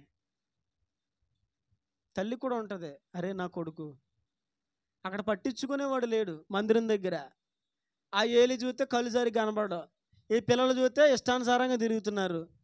ఈ సమూయేలు ఒక్కడే ఇంటి దగ్గర అయితే, నానా భోంచేసావారా అని అమ్మ అడుగుద్ది. ఒకవేళ నువ్వు తినకపోతే కొట్టో, తిట్టో, భయపెట్టో, గారం పెట్టో, చాక్లెట్ ఇస్తానో, ఏదో మభ్య పెట్టి ఐస్ క్రీమ్ ఇస్తానో, అది ఇస్తానో, ఇది ఇస్తానో, మొత్తానికి ఏదో లేక వాడి నోట్లో కుక్కి కుక్కి కుక్కి కుక్కి కుక్కి తినిపిస్తాం. అవునా? ఇప్పుడు దేవుని మందిరంలో ఉన్న సమూయేలుని తిన్నావు నాన్న అని అడిగేవాడు ఎవడన్నా ఉన్నాడా? ఇలారా నా దగ్గర పడుకొని ఎవడున్నాడా? రాత్రి వాక్యం ధ్యానం చేస్తూ నాకు చాలా దుఃఖం అనిపించింది.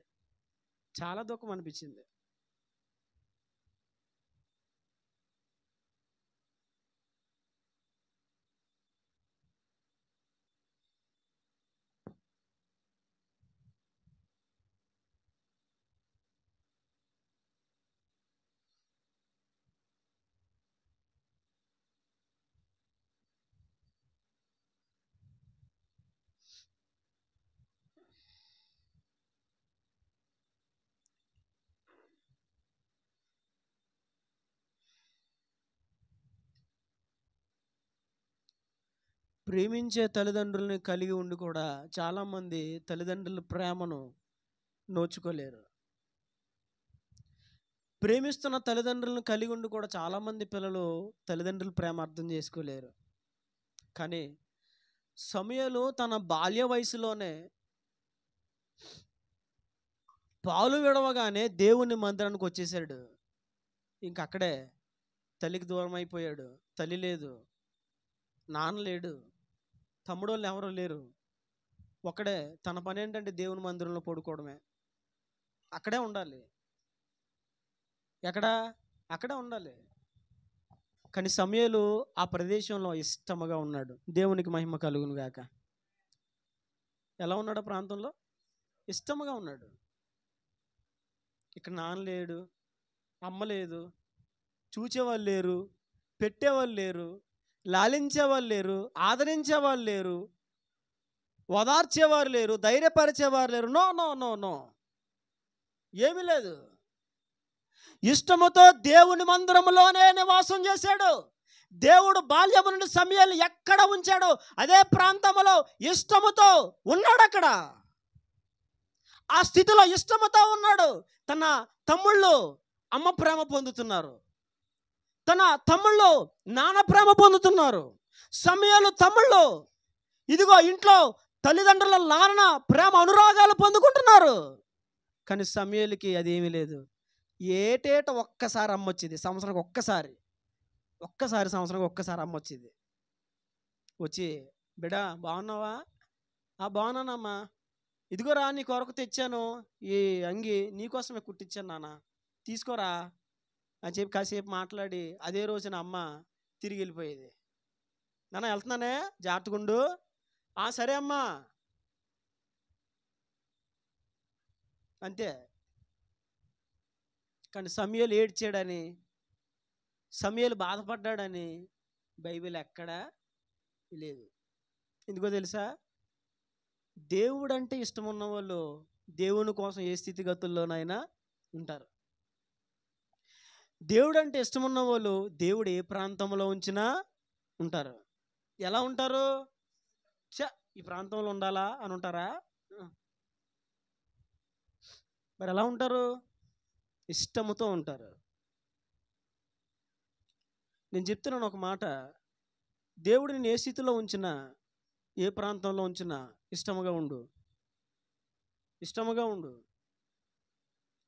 సమూయేలుని గణపరిచిన దేవుడు, ఏలియాని గణపరిచిన దేవుడు నిన్ను గణపరుస్తాడు. నేను ఉండలేనని అనుకోవద్దు, ఇబ్బందిగా ఫీల్ అవ్వకో. ఇష్టపడు. నేను ఉంటాను. దేవుడు ఉంచిన ప్రాంతం ఇది, నేను ఉంటా ఖచ్చితంగా. దేవుని కోసం ఉంటాను. దేవుడు భక్తులు ఎన్ని ప్రాంతాలు తిప్పాడండి, ఎన్ని ప్రాంతాలు తిప్పాడు. ఏలియా కర్మేలు పర్వతం దగ్గర నడువు, ఏలియా షోమ్రోను ద్వారము దగ్గర నిలబడు, గవిని దగ్గర నిలబడు. దేవుడు ఎక్కడ నిలవబడమంటే అక్కడ నిలవబడమే, ఎక్కడికి వెళ్ళమంటే అక్కడ వెళ్ళమే. సమూయేలు యెష్షయి కుమారు ఇంటికి వెళ్ళు, వాళ్ళ కుమారులో ఒకరిని అభిషేకించు. అయ్యా సౌలు ఉండగా నేను యెష్షయి కుమారులో ఒకరిని అభిషేకించాలా? చంపేస్తాడే. ఎల్లో దహన బలి అర్పిస్తున్నానని చెప్పు, వెళ్ళు. సరే ప్రభువా, వెళ్ళిపోయాడు. సౌలు ఉండగా సౌలు స్థానంలో ఇంకొకరిని రాజుగా అభిషేకిస్తే సౌలు ఊరుకుంటాడా? కానీ దేవుడు పని చేయమని చెప్తున్నాడు సమూయేలుకి. సమూయేలు వెళ్ళు, దావీదుకు బదులుగా ఇంకొక వ్యక్తి, సౌలుకు ప్రతిగా ఇంకొక వ్యక్తిని నువ్వు అభిషేకించావు, నా ఇష్టానుసరణ మనుషుడు అక్కడ వెళ్ళని చెప్తాను. వారు ఎక్కడికి వెళ్ళమంటే అక్కడికి వెళ్ళారు. ఏ స్థితిగతుల్లో ఉండమంటే ఆ స్థితిగతుల్లో చాలా ఇష్టముగా ఉన్నారు. ఈ మధ్య నేను అడుగుతున్నా, దేవుడిని ఏ ప్రాంతంలో ఉంచినా ఏ స్థితిగతుల్లో ఉంచినా ఇష్టముగా ఉంటున్నావా? కష్టంగా ఉంటున్నావా? కొన్ని పూటలు తినడానికి తినలేదేమో, ఇష్టముగా ఉండు. నీ బాధలో, ఇబ్బందుల్లో, ఇరుకుల్లో నిన్ను ఆదరించి ఓదార్చడానికి ఎవరు రావట్లేదేమో. అందరూ వెలివేసిన ప్రాంతంలో, అందరూ వదిలేసిన ప్రాంతంలో, అందరూ నిందిస్తున్న ప్రాంతంలో, అందరూ విషచూపులు చూస్తున్న ప్రాంతంలో ఒకవేళ నువ్వు ఉన్నవేమో. ఇష్టముగా ఉండు. ఎందుకు వచ్చింది కానీ వెళ్ళిపోదాం, ఇక్కడ ఉండొద్దు, ఇల్లు అమ్మేద్దాం, వేరే చోటకి వెళ్ళిపోదాం, మనుషులు మనం చూడలేం, వేరే చోటకి వెళ్ళిపోదాం. వద్దు వద్దు. దేవునికి తెలుసు నేను ఏ ప్రాంతంలో ఉంచాలో, దేవునికి తెలుసు నేను ఏ స్థితిలో ఉంచాలో, నిన్ను ఏ ప్రాంతంలో ఉంచాలో ఆ ప్రాంతంలో దేవుడు నిన్ను ఉంచాడు. ఏ స్థితిగతుల్లో ప్రస్తుతం నువ్వు ఉండాలో ఆ స్థితిగతుల్లోనే దేవుడు నిన్ను ఉంచాడు. అర్థమవుతుందా? ఆ స్థితిగతుల్లో ఇష్టముతో ఉండు, బాధపడకు, ఇష్టముగా ఉండు. ఒకవేళ అందరి స్థితిలో బాగుండి స్థితి బాగోలేదేమో, స్థితి బాగోలేని పరిస్థితుల్లో నువ్వు ఉన్నావేమో, ఆ స్థితిలో నువ్వు ఇష్టంగా ఉండు. ప్రభా ఇంతవరకు ఇలా కాపాడేవు తండ్రి, నీకు స్తోత్రాలు ప్రభా. ఇది కావాలి దేవునికి, ఇది కావాలి ప్రభువుకి. ఒక సమూయేలు, ఒక ఏలియా, ఒక ఎలీషా భక్తులందరూ కూడా బైబిల్లో దేవుడు ఎక్కడ ఉంచాడో అక్కడ ఇష్టముగా ఉన్నారు. ఏ స్థితుల్లో ఉంచాడో దేవుడు ఆ స్థితుల్లో. బైబిల్లో పౌలు గారిని చూస్తాం. పౌలు గారిని కూడా దేవుడు పిలిచాడు. పౌలు గారిని దేవుడు పిలిచినప్పుడు చివరికి సువార్త ప్రకటించినందుకు ఆయన ఖైదుగా చెరసాల్లో ఉండాల్సి వచ్చింది. చెరసాల్లో ఉండే పత్రికలు రాశాడు ఆయన. ఆ స్థితిగతుల్లో కూడా ఎవరిని స్తుతించాడు? దేవుణ్ణి.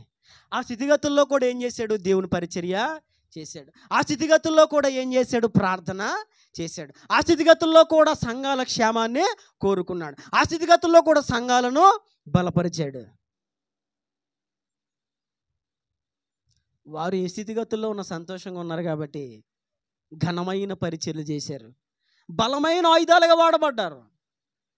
ఈ రోజున గుర్తుపెట్టుకో, ఏలియాని దేవుడు ఏ స్థితిగతుల్లో ఉంచితే, ఏ ప్రాంతంలో ఉంచితే వారు ఆ ప్రాంతంలో ఉన్నారు. సమూయేలు దేవుడు ఏ ప్రాంతంలో ఉంచితే, ఏ స్థితిలో ఉంచితే ఆ స్థితిలో ప్రాంతంలో ఉన్నట్టు. సమూయేలు ఇంటి దగ్గర అనుకో, ఆకలేయగానే మన పిల్లలు ఇంట్లోకి వెళ్ళి స్వేచ్ఛగా ఫ్రిడ్జ్ తీసి చాక్లెట్లు ఉంటే చాక్లెట్లు తీసుకుంటారు, ఏ ఉంటే అవి తీసుకుని తినేస్తారు, అవునా? లేకపోతే అమ్మా అమ్మా ఆకలి అవుతుందే అన్నం పెట్టు అంటారు మన పిల్లలు, అవునా? కానీ సమూయేలుకి అమ్మ ఉందా? అన్నం పెట్టు అనడానికి. అమ్మా నాకు జ్వరం వచ్చిందే అంటే అమ్మ పడుకోబెట్టి, నాన్న జ్వరం వచ్చిందా? నా బావే నాకన్నే ఆడికి నూనె రాసి ఆడి కాళ్ళు నొక్కి చేతులు నొక్కి ఆడికి సిరప్ వేసి అమ్మ చాలా తారబత్తంగా చూసుకుంటుంది. కానీ సమూయేలుకి జ్వరం వస్తే, ప్రభా జ్వరం వచ్చింది ఏసయ్యా, స్వస్థపరిచేసయ్యా, సహాయం చేసేసయ్యా. ఇంతే సమూయేలు జీవితం. ఒకవేళ నీ స్థితిగతులు అలా ఉన్నాయేమో, నీకున్న పరిస్థితి అలా ఉందేమో, అర్థమవుతుందా? చూడండి అయ్యా అన్న ఆదుకునే వాళ్ళు లేరేమో. నేను చెప్తున్నా, దేవుని ఆధారం చేసుకో. ఎక్కడ ఉంచాడు, ఏ స్థితిలో ఉంచాడు, ఏ ప్రాంతంలో ఉంచాడు, అక్కడ ఫ్రీగా హ్యాపీగా ఉండడానికి ప్రయత్నం చేయి. సమూయేలు చరిత్రను మార్చిన దేవుడు, ఏలియా చరిత్రను మార్చిన దేవుడు, ఎలీషా చరిత్రను మార్చిన దేవుడు, వారిని బలమైన ఆయుధాలుగా చేసిన దేవుడు నిన్ను కూడా బలమైన ఆయుధాలుగా చేసేస్తాడు. ఊరకనే వాళ్ళు బలమైన ఆయుధాలుగా మారలే. అర్థమవుతుందా? కాబట్టి గమనించుకో, ఈ సమయంలో నువ్వు గమనించు. ఒకటి, దేవునితో స్థిరమైన సహవాసము కలిగి ఉండు, ఆయన సన్నిధిలో స్థిరముగా నిలవబడు. రెండు చెప్పండి, దేవుడు చెప్పింది చెప్పినట్లుగా చెయ్యి. 3, దేవుడు ఏ ప్రాంతంలో ఉంచినా, ఏ స్థితిగతుల్లో ఉంచినా సంతోషముగా ఇష్టముగా ఉండు. దేవుడు నిన్ను బలమైన ఆయుధముగా మార్చేస్తాడు. దేవుడి వాక్యములు మన వినికిలో దీవించి ఫలింపచేయునుగాక. ఆమేన్.